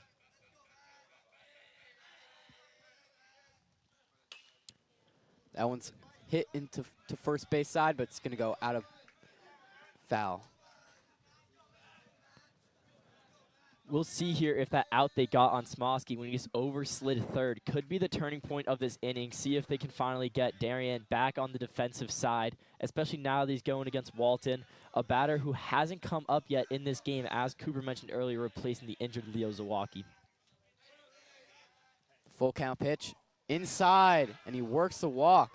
It's a good at-bat there by Walton. As you guys mentioned, hasn't seen too much playing time on the field here, being the backup shortstop. Works a good at-bat there, fouled off some pitches, and ends up getting a walk. It's another base runner for the Blue Wave, another walk for Ludlowe. Blue Wave can get right back to where they were. More base runners, more traffic. That's in the dirt for ball 1. Merritt Hole up to bat. But like you said, if Smosky doesn't overslide into third base, there could be runners on first and third, no outs, and Fairfield Ludlowe just doesn't have an answer for Darien this inning. Now you got the 3-hitter up, Merritt Hole, or 4-hitter. And he actually led off this inning, bottom of the third, well before our rain delay, led off this inning with a double one hop the left field wall out there.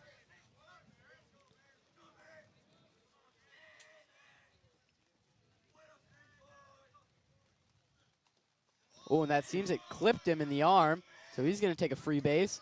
Now there's runners on first and second with Tyler Spellman, the first baseman, stepping up to the plate.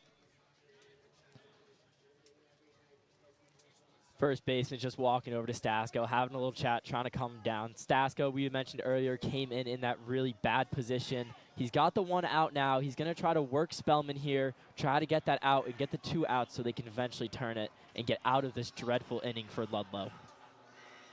You're Stasko. You're trying to keep the ball low in the zone, try to get a ground ball, get a double play, or just getting out anywhere you can.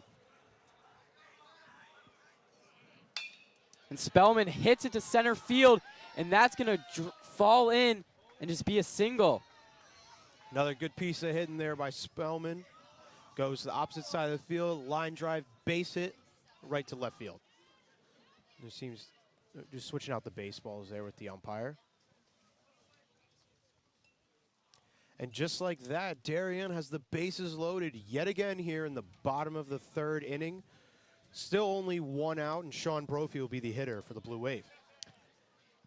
Darien coming back to where they started the inning again, and Merritt Hole getting it, and then Merritt Hole getting it done, Tyler Spellman getting it done, and now we have Sean Brophy up to bat, looking to get back in. Stasko could not do anything better than Gibson could at the start of this game. Sean Brophy makes contact, and that's going to go to the left fielder. 1 run scores.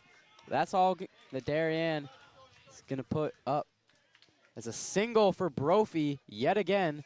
Scores another run, and it's 11-2 game, Darien. Switching out the baseballs again. Every time that ball touches the wet turf. Another good piece of hitting there for the Blue Wave. Line drive single. Base runners go station to station, just moving up 1 base at a time, not trying to run into another out.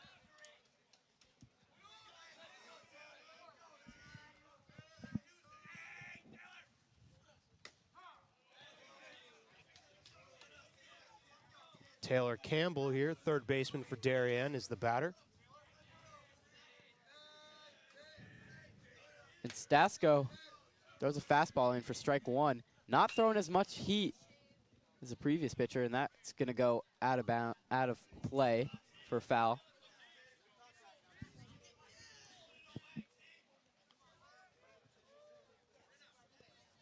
Big pitch here for Stasko. Got 0-2 count here on a hitter. Bottom of the lineup, guys, for Darien. Got to try to get a second out here, wherever you can.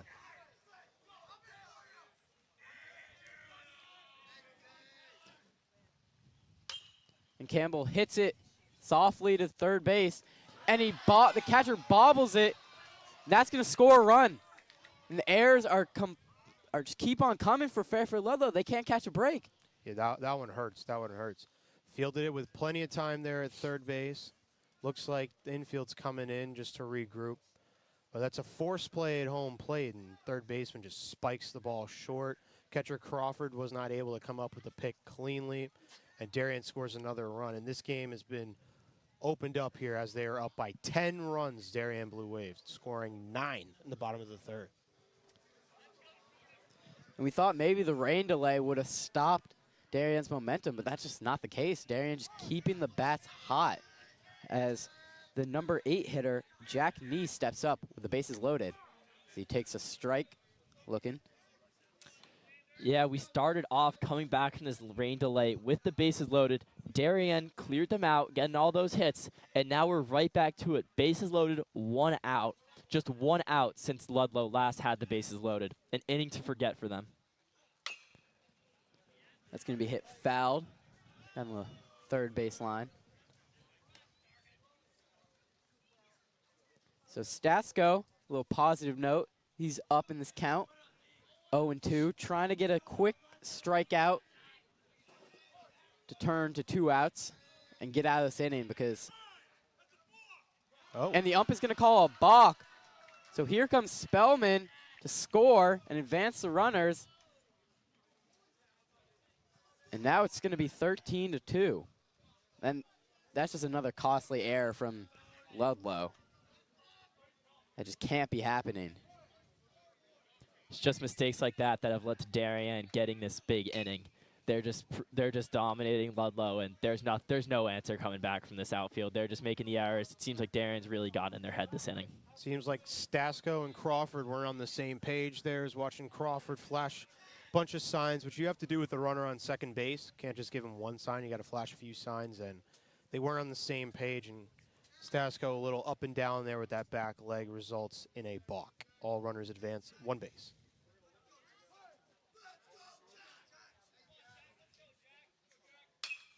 And Jackney hits into center field. One run's going to score.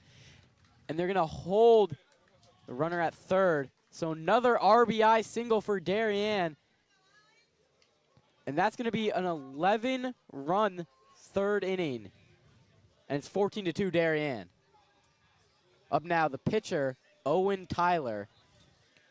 Darien's going to keep on laying on the runs because when it comes to the mercy rule, it's 12 runs after 4 innings, 10 runs after 5 innings would conclude the game.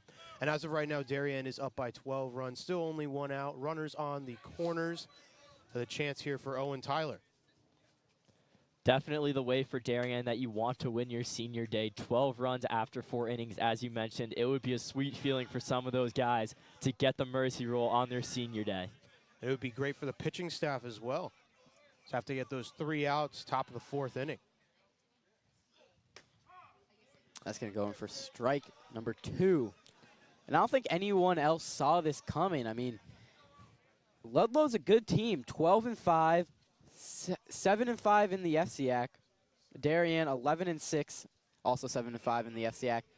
But it's really a one-sided game right here, except for that first inning where Ludlow scored 2. But other than that, it's been all Darien. I think the key in this game was that Owen Tyler held them to only 2 runs top of the first. Darien gets 1 run back in the bottom of the first, but really holding them top 2 helped switch the momentum.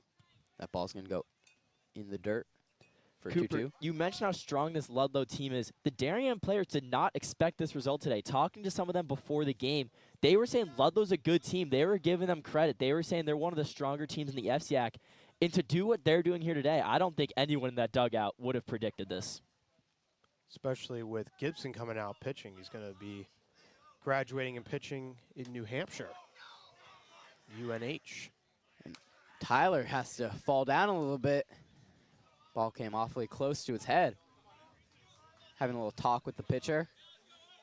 Darien's doing a great job working these counts. Another full count here. That's going to be a swing and a miss for strike 3 for Tyler. And here comes Dominic Zawacki with 2 outs and runners on third and second.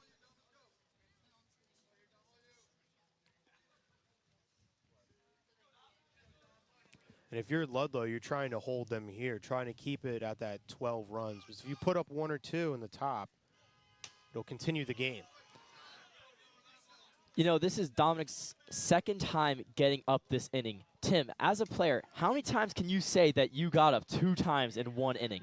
Not very often. I also just did a lot of pitching and not too much hitting. So I would saw that guy cheering on the whole team on the bench. Zawacki hits it into center field, but it's going to go right to the center fielder. And the play is made by Scaglione to end the inning. But the damage has been done. A 12-run third inning, and Ludlow is not happy. Darien takes a 14-2 lead at the end of third.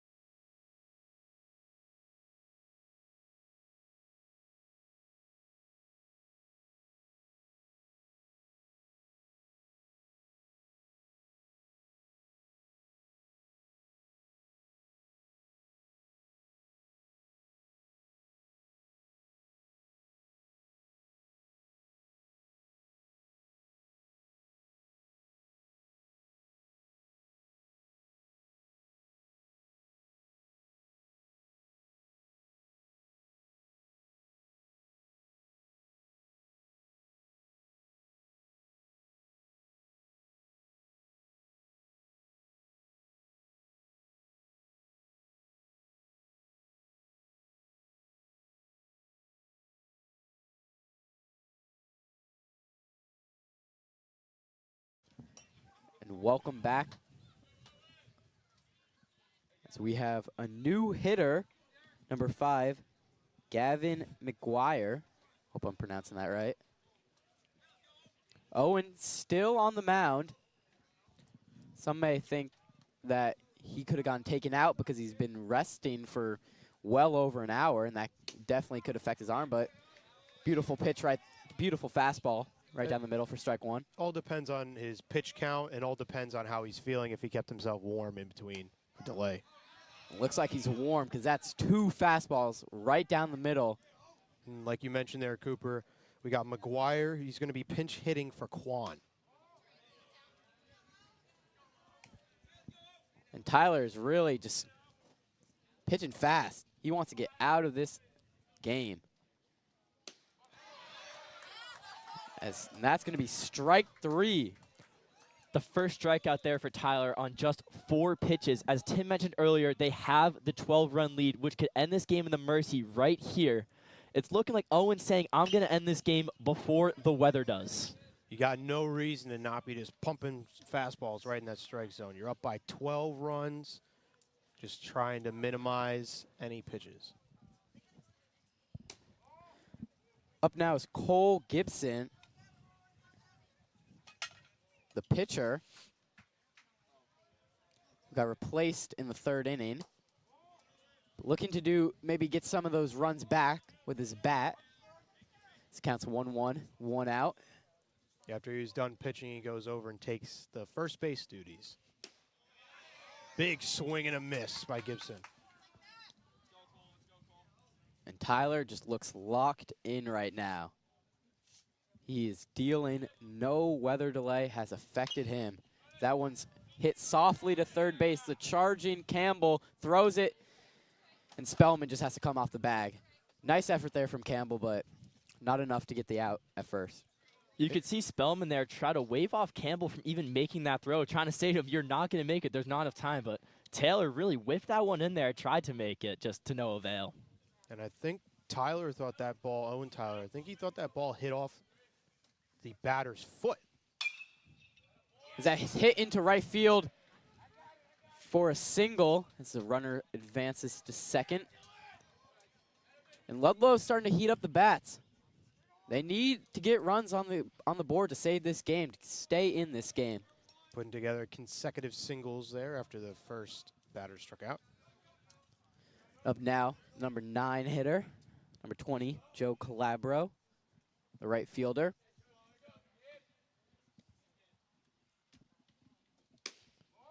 Up high for ball 1.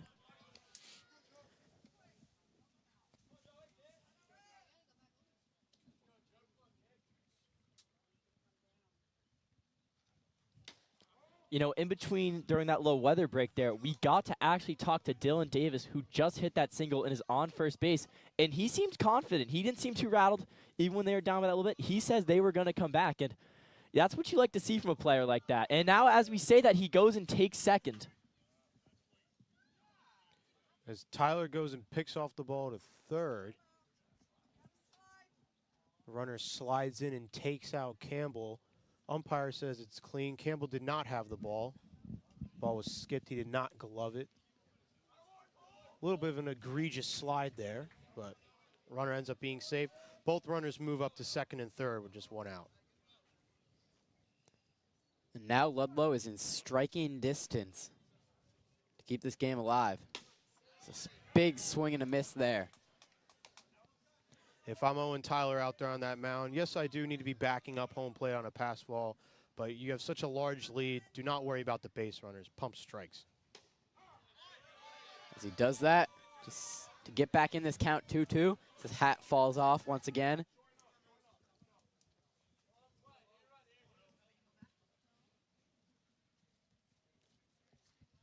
And a big strike 3 for Owen Tyler.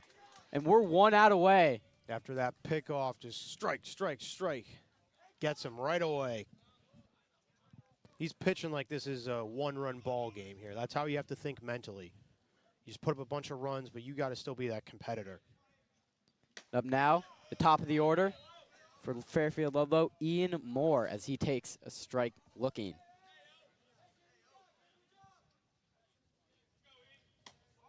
Up high for ball one. Just pumping fastballs, just trying to pile up those strikes. Owen Tyler seems to have a little trouble keeping his hat on his head, though. Isn't that right, Cooper? Yep. Keeps on falling off every time because he's pumping so much steam in his fastball. That one's fouled off. And it falls off again. He's just throwing it so hard. He's got a good head of hair there as well, which might interfere with the hat staying on a little bit. 1-2 count, Tyler. Little off-speed pitch there, didn't really finish it. Kind of threw it up high. Look to see him come back here with that fastball, not mess around to get to the full count. A little low, and it's going to be full count with 2 outs in the top of the 4th. 14-2 game here, Darien Varsity Field.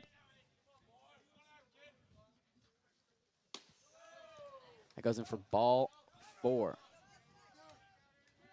We have a new hitter coming in for catcher Ben Crawford. It's going to be number 4, Kenny Luxjack. Don't know if I'm saying that right. Yeah, Luxjack.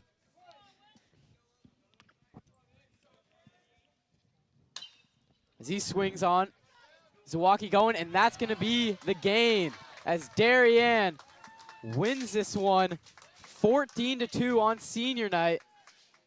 Hold on 1 second. They don't seem to be lining up yet. Oh, maybe it's... I believe it is 14 after, or sorry, 12 after 4 innings. Umpires are meeting with the coach of Ludlowe. Looks like Ludlowe is taking the field, but I do think this is a mercy rule. I could have mixed up my rule. It might be 15 after 4, 10 after 5. I might have mixed up my Looks my like they're mercy rules. checking with the umpires, the rules. 2 different Ludlowe coaches are meeting with both umpires.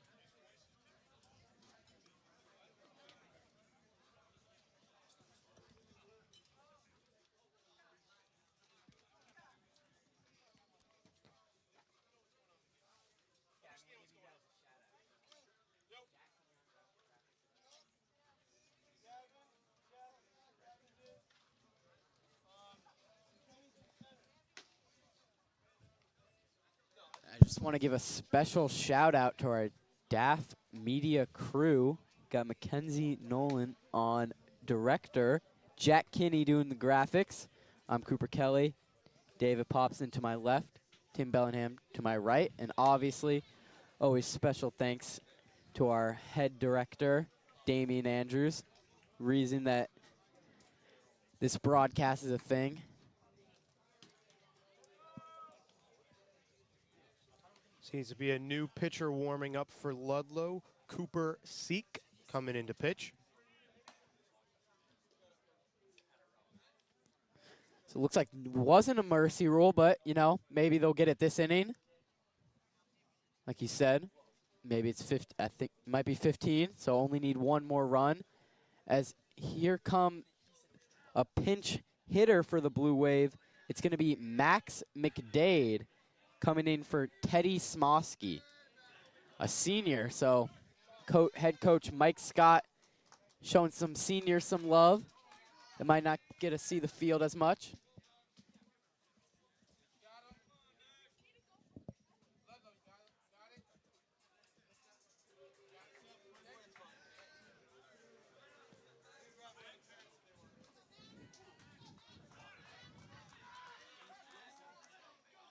Umpire calls time.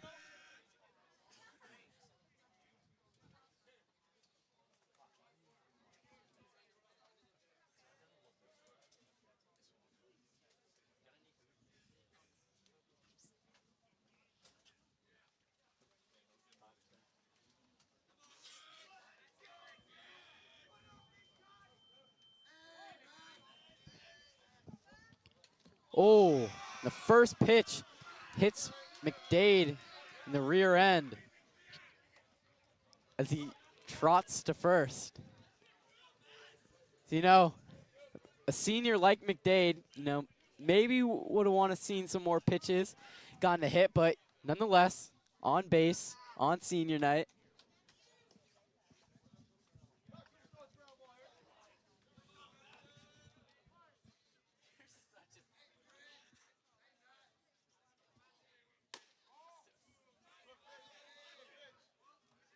Inside pitch there by Seek, ball 1 to Walton. Walton came in to replace Zawecki at shortstop.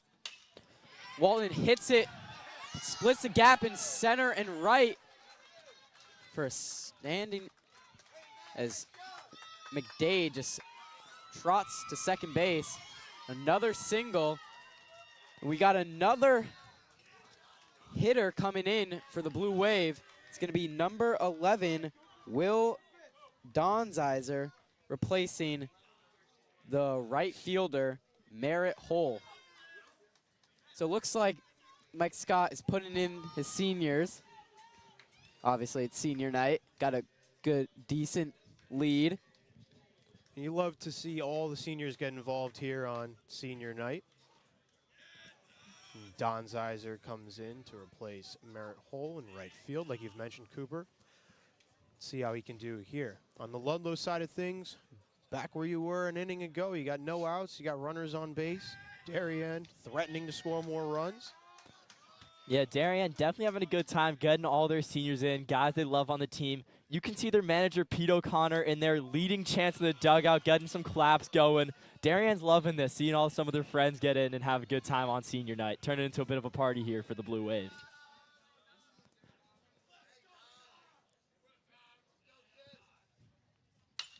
As Will Donzizer hits it into left field, and that's going to be another single. I think this is the loudest we've seen the crowd cheer all day. Some of these parents been here for all the games. They're so happy to see it. Will Donzizer, a great player, getting some minutes here and there. Great sign for the Blue Wave. That's not an easy task coming off the bench, especially after the rain delay and coming in and getting a base hit on senior night. What's not to love there? And somehow the bases here are loaded again for the Blue Wave. How many times can we say that tonight, that the bases for the Darien Blue Wave are loaded? It's going to be ball 1. And another Fairfield Ludlowe pitcher struggling, Cooper Seek. As Spellman hits it, steps on second. But he throws his glove, but the ball falls out. 1 run scores. Out at home. Walton. A little too excited and is going to get gunned down at home. What a crazy turn of events there. It looked like it was going to be a routine double play. The step on second base and throw it over to first. And instead of just tagging the bag there, and he something's looks like going on to throw at it. first. Spellman thought he was out. He was walking to the dugout. And now this might be that can be a triple play. So the runner was definitely out at second base there. Throw goes on to first, brings Gibson up the line. Looks like Gibson catches the ball. Or Spellman runs into Gibson. I think they're saying there was going to be an interference call and knocked his glove off. It would be then that would be a triple play because obviously got out at home. Yeah, Tyler got out, but advancing to home. Sean is still at the plate. The coaches are going to huddle up in between. Yeah, Gibson mound there and definitely flung that arm back into Spellman, it looked like. It looked like the throw was a little high, but instead of just stepping on the plate or on first base, he just kind of threw his arm towards him. The glove flew off. And number 9 of Fairfield Ludlowe. Give it. That's tough because you can't give an obstruction there because Spellman has the right to his line. He has the right to run up that line and score. The throw did take him up the line, take Gibson up the line to catch it. Runs right into him. Spellman is going to, looks like he's back on first, so it's just going to be 2 outs. Fairfield Ludlowe bench talking to us. I don't think they realized we were on air, David. Yeah, we heard some inappropriate language. Apologies to our viewers at home. We're giving him a dirty glare right now, so hopefully that gets cut out from that Ludlowe bench. Not something you like to see there. That was Luke Stasko, the previous pitcher. So it seems like Spellman is going to be safe at first base. So 2 outs on that play. Safe run, does not score out at the plate. Sean Brophy is there. Sean fouls that up and out.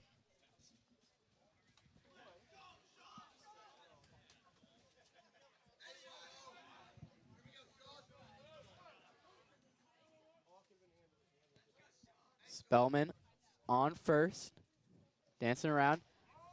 That ball's a little inside.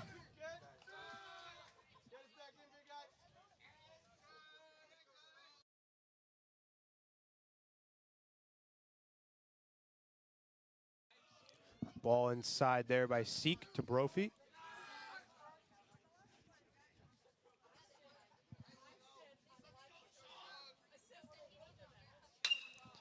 Brophy hits it to left field. That ball is going to go all the way to the fence. The catch is going to be made by the left fielder, Kieran Scruggs. That's going to be the end of the 4th. But Darien is going to get 1 run in. It's going to be 15-2 heading in to the top of the 5th.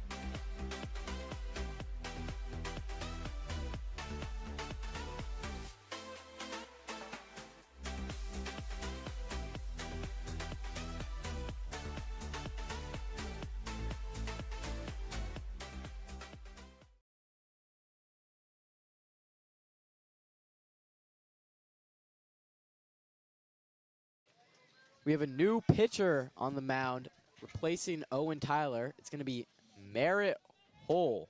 It's kind of like the reliever. relieved in against New Canaan the last time we were on the broadcast. He's going to be facing number 10, Ben Crawford. That one's going to be a ball. Got some new faces out in the field. Will Donzizer in right. And I believe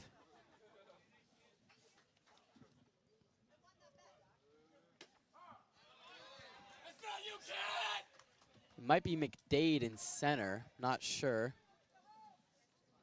I believe it is, replacing Teddy Smosky. That one's in the dirt for 3-1. Here, Merritt Hole do not want to walk the leadoff batter. Do not want to give Ludlowe any bit of momentum here. Darien here definitely just wants to walk away with that mercy rule after this game. They don't want to risk anything, so Merritt Hole's going to be looking to make quick work of this lineup. Mike Scott putting in the closer there in Hole. Start a little bit more velo than Owen Tyler does. That one's hit sharply to third. Campbell, the throw. Quick and easy out. One down.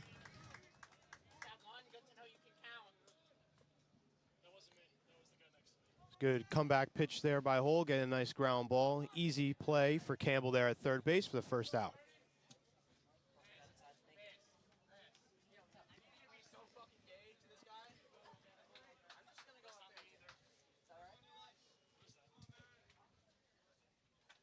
Up now, number 22, Will Burnham.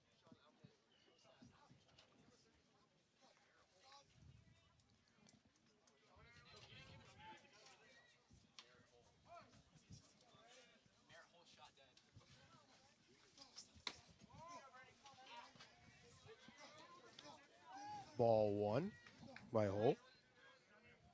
Into hit now, pinch hitter Will Burnham.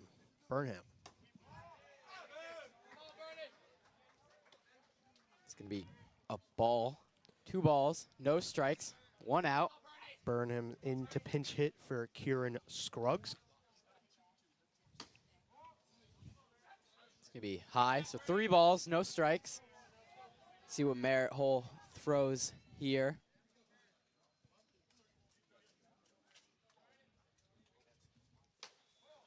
A ball outside, and that's 4 straight pitches, 4 straight balls. Burnham goes to first. Now number 23 is up, Jack Veas. So it looks like Fairfield Ludlowe is following the same thing as Darien, putting in a lot of new hitters, seeing if they can get the bats going. If I'm Merritt Hole out on that mound, got 1 out, guy on first base, just trying to get a ground ball, maybe get a double play. But nonetheless, we're just trying to get some outs any way you can here. Got a big lead, just got to pitch, got to keep the ball in the zone.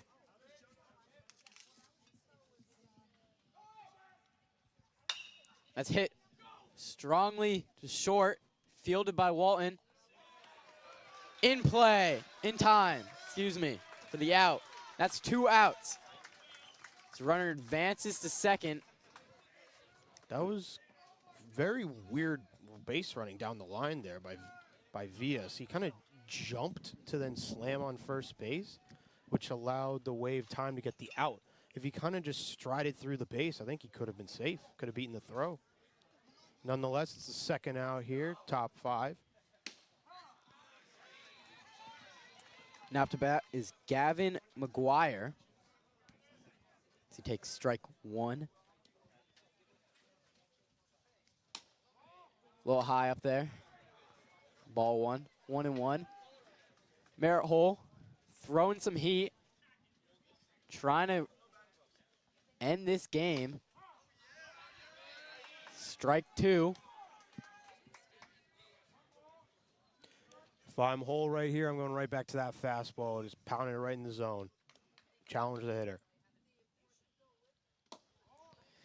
In the dirt for ball 2. 2 strikes, 2 balls, 2 outs. 15-2, Darien leads on senior night at the Darien Varsity Field against these two FCAC powerhouse teams. This counts full. Almost got a swing there on that off-speed away. McGuire held up at the plate, keeps the at-bat alive. Full count here with 2 outs. Ball 4. Darien's not getting out of it so easy yet. We can see if Ludlowe gets on a little run here and prevents the mercy rule. Out to but number 17, Cole Gibson, the starting pitcher of this game, moved to first base. Ball in the dirt for ball 1. Runners on first and second.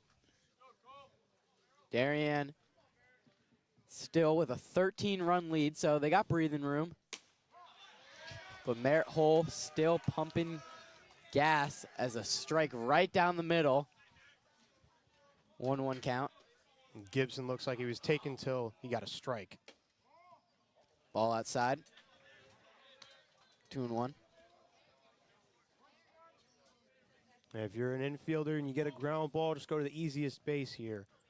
Forces at every base. Up high for 3-1.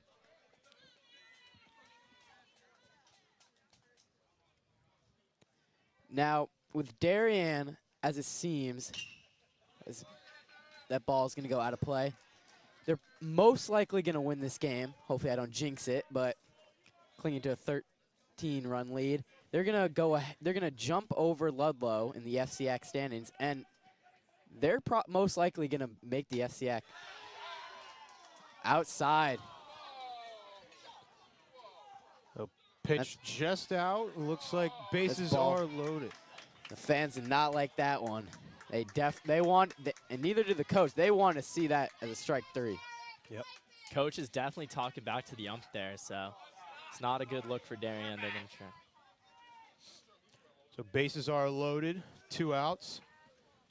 Same approach here for Merritt Hull. Just try to pound the strike zone, try to get an out. Fairfield Ludlowe has a little life in them. Bases loaded. Definitely do some damage. Number 13, Dylan Davis at the plate.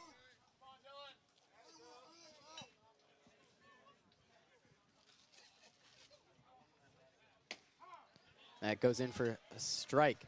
Count 1-1. So as I was saying, Tim, how important is a win for Darien over this Ludlowe team? It's a big win for the strike 2 there. Big win for the seeding, like you said. They're both tied with that 7-5 record. Darien winning here. You want that higher seed to hopefully come playoff time, play a lower seed. And yeah, this is a big win against a real good FCAC team. And that's strike 3. And that's going to be the game. And Merritt Hull, as he does a little celly, puts the sword back in. And Darien's going to win this game 15-2 on senior night. And this is a sweet victory for them. They're hype. Yeah, Darien comes into this one with an emphatic win here. Big win coming up with that massive bottom of the 3rd inning scoring. 11 runs. Rain delay thrown in there for a mix, about a 35, 40-minute rain delay there. But Darien just came out and got things done. They shut down a powerhouse of a team in Ludlowe. Let up 2 runs in the top of the 1st, but then shut them down for 3 straight scoreless innings. Owen Tyler was very good on the bump today after the bit of a rocky start in the 1st inning. And Darien bats, they came out to hit after hit after hit, taking advantage of the extra base runners, taking advantage of everything Ludlowe was giving them. And they were the ones that just came out on top here with a dominant 15-2 win. And what a better day to do it than on senior night. Of course. Great day for Darien. They're certainly going to be happy, and now they're looking forward to a celebration after the game with their parents and having a nice dinner with the team. And I just want to give a final special shout out. I'm Cooper Kelly. I'm joined alongside Tim Bellingham, David Popson, Jack Kinney doing graphics, Mackenzie Nolan, director, and a special shout out to our head of operation, Damian Andrews. I just wanted to say, You're watching the DAF Media Network, a joint venture of the Darien Foundation and the Darien Athletic Foundation. Thank you and good night.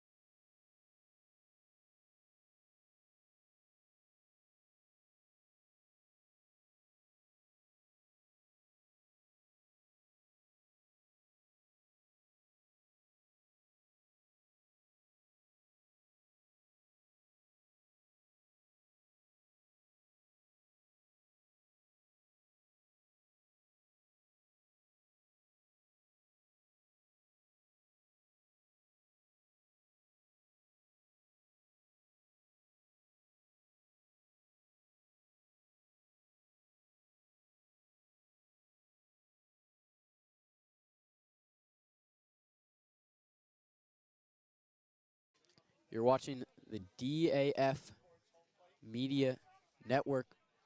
We are waiting the Senior Day festivities.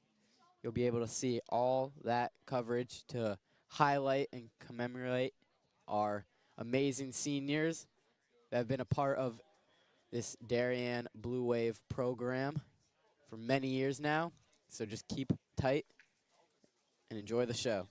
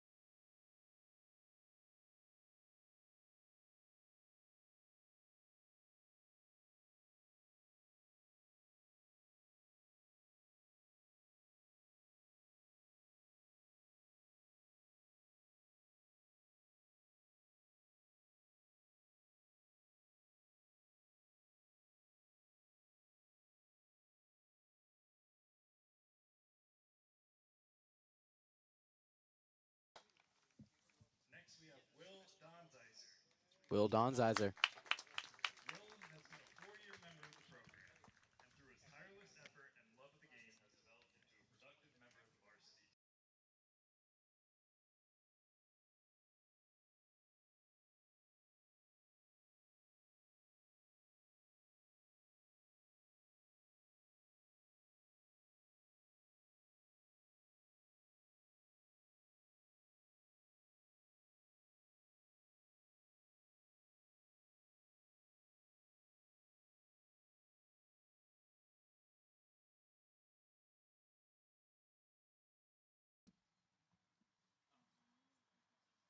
Next we have Max McDade.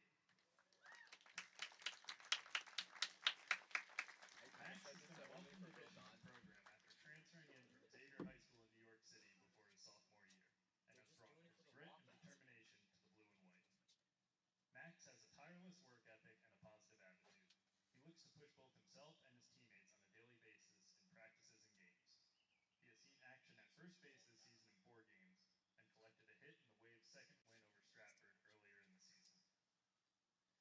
excellent student, Max will head to Happy Valley in the fall to attend Penn State University. And he's joined by his parents, Jennifer and Jim.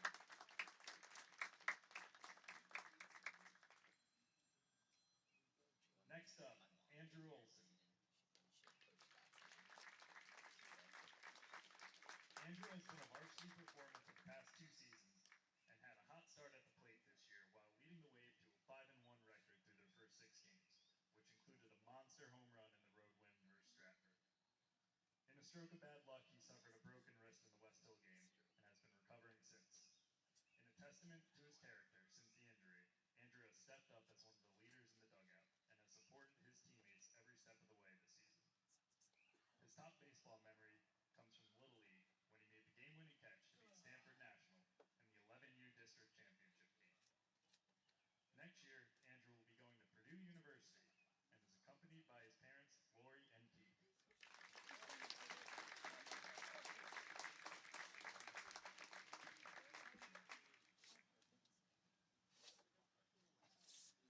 Next, we have Owen Tyler. Captain Owen Tyler is a competitor in the truest sense of the word, having seen time this season in the outfield, first base, and as a member of the starting rotation on the mound. He has provided some big moments throughout his varsity career, including a shutout versus Wilbur Cross and a walk-off single to seal the Waves' comeback win over Stanford this season. Owen will continue his baseball career next year at Albertus Magnus College, where he will compete with the Falcons baseball program. He is joined by his parents, Jacqueline and Michael.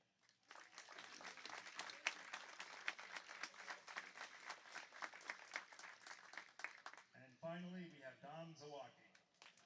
Yeah, Dom! Captain Dom Zawacki has been a 4-year program player with the last 2 as the Waves table setter at the top of the lineup. He was named to the 2023 All-FCI Eastern Division team as a second baseman and has continued his successful run with the varsity this year, as he currently leads the Wave in hits, runs scored, runs batted in, and stolen bases. Dom leads by example through his actions and his efforts, and always puts the needs of the team above his own. In his memorable high school career, he lists the Waves' upset over Xavier in last year's first round of the state tournament as his favorite high school memory. Dom will be heading to Indiana University in the fall and is joined by his parents Annie and Chris, who is also a baseball alum of DHS and a standout, and his grandparents Vicky and Bob Patton.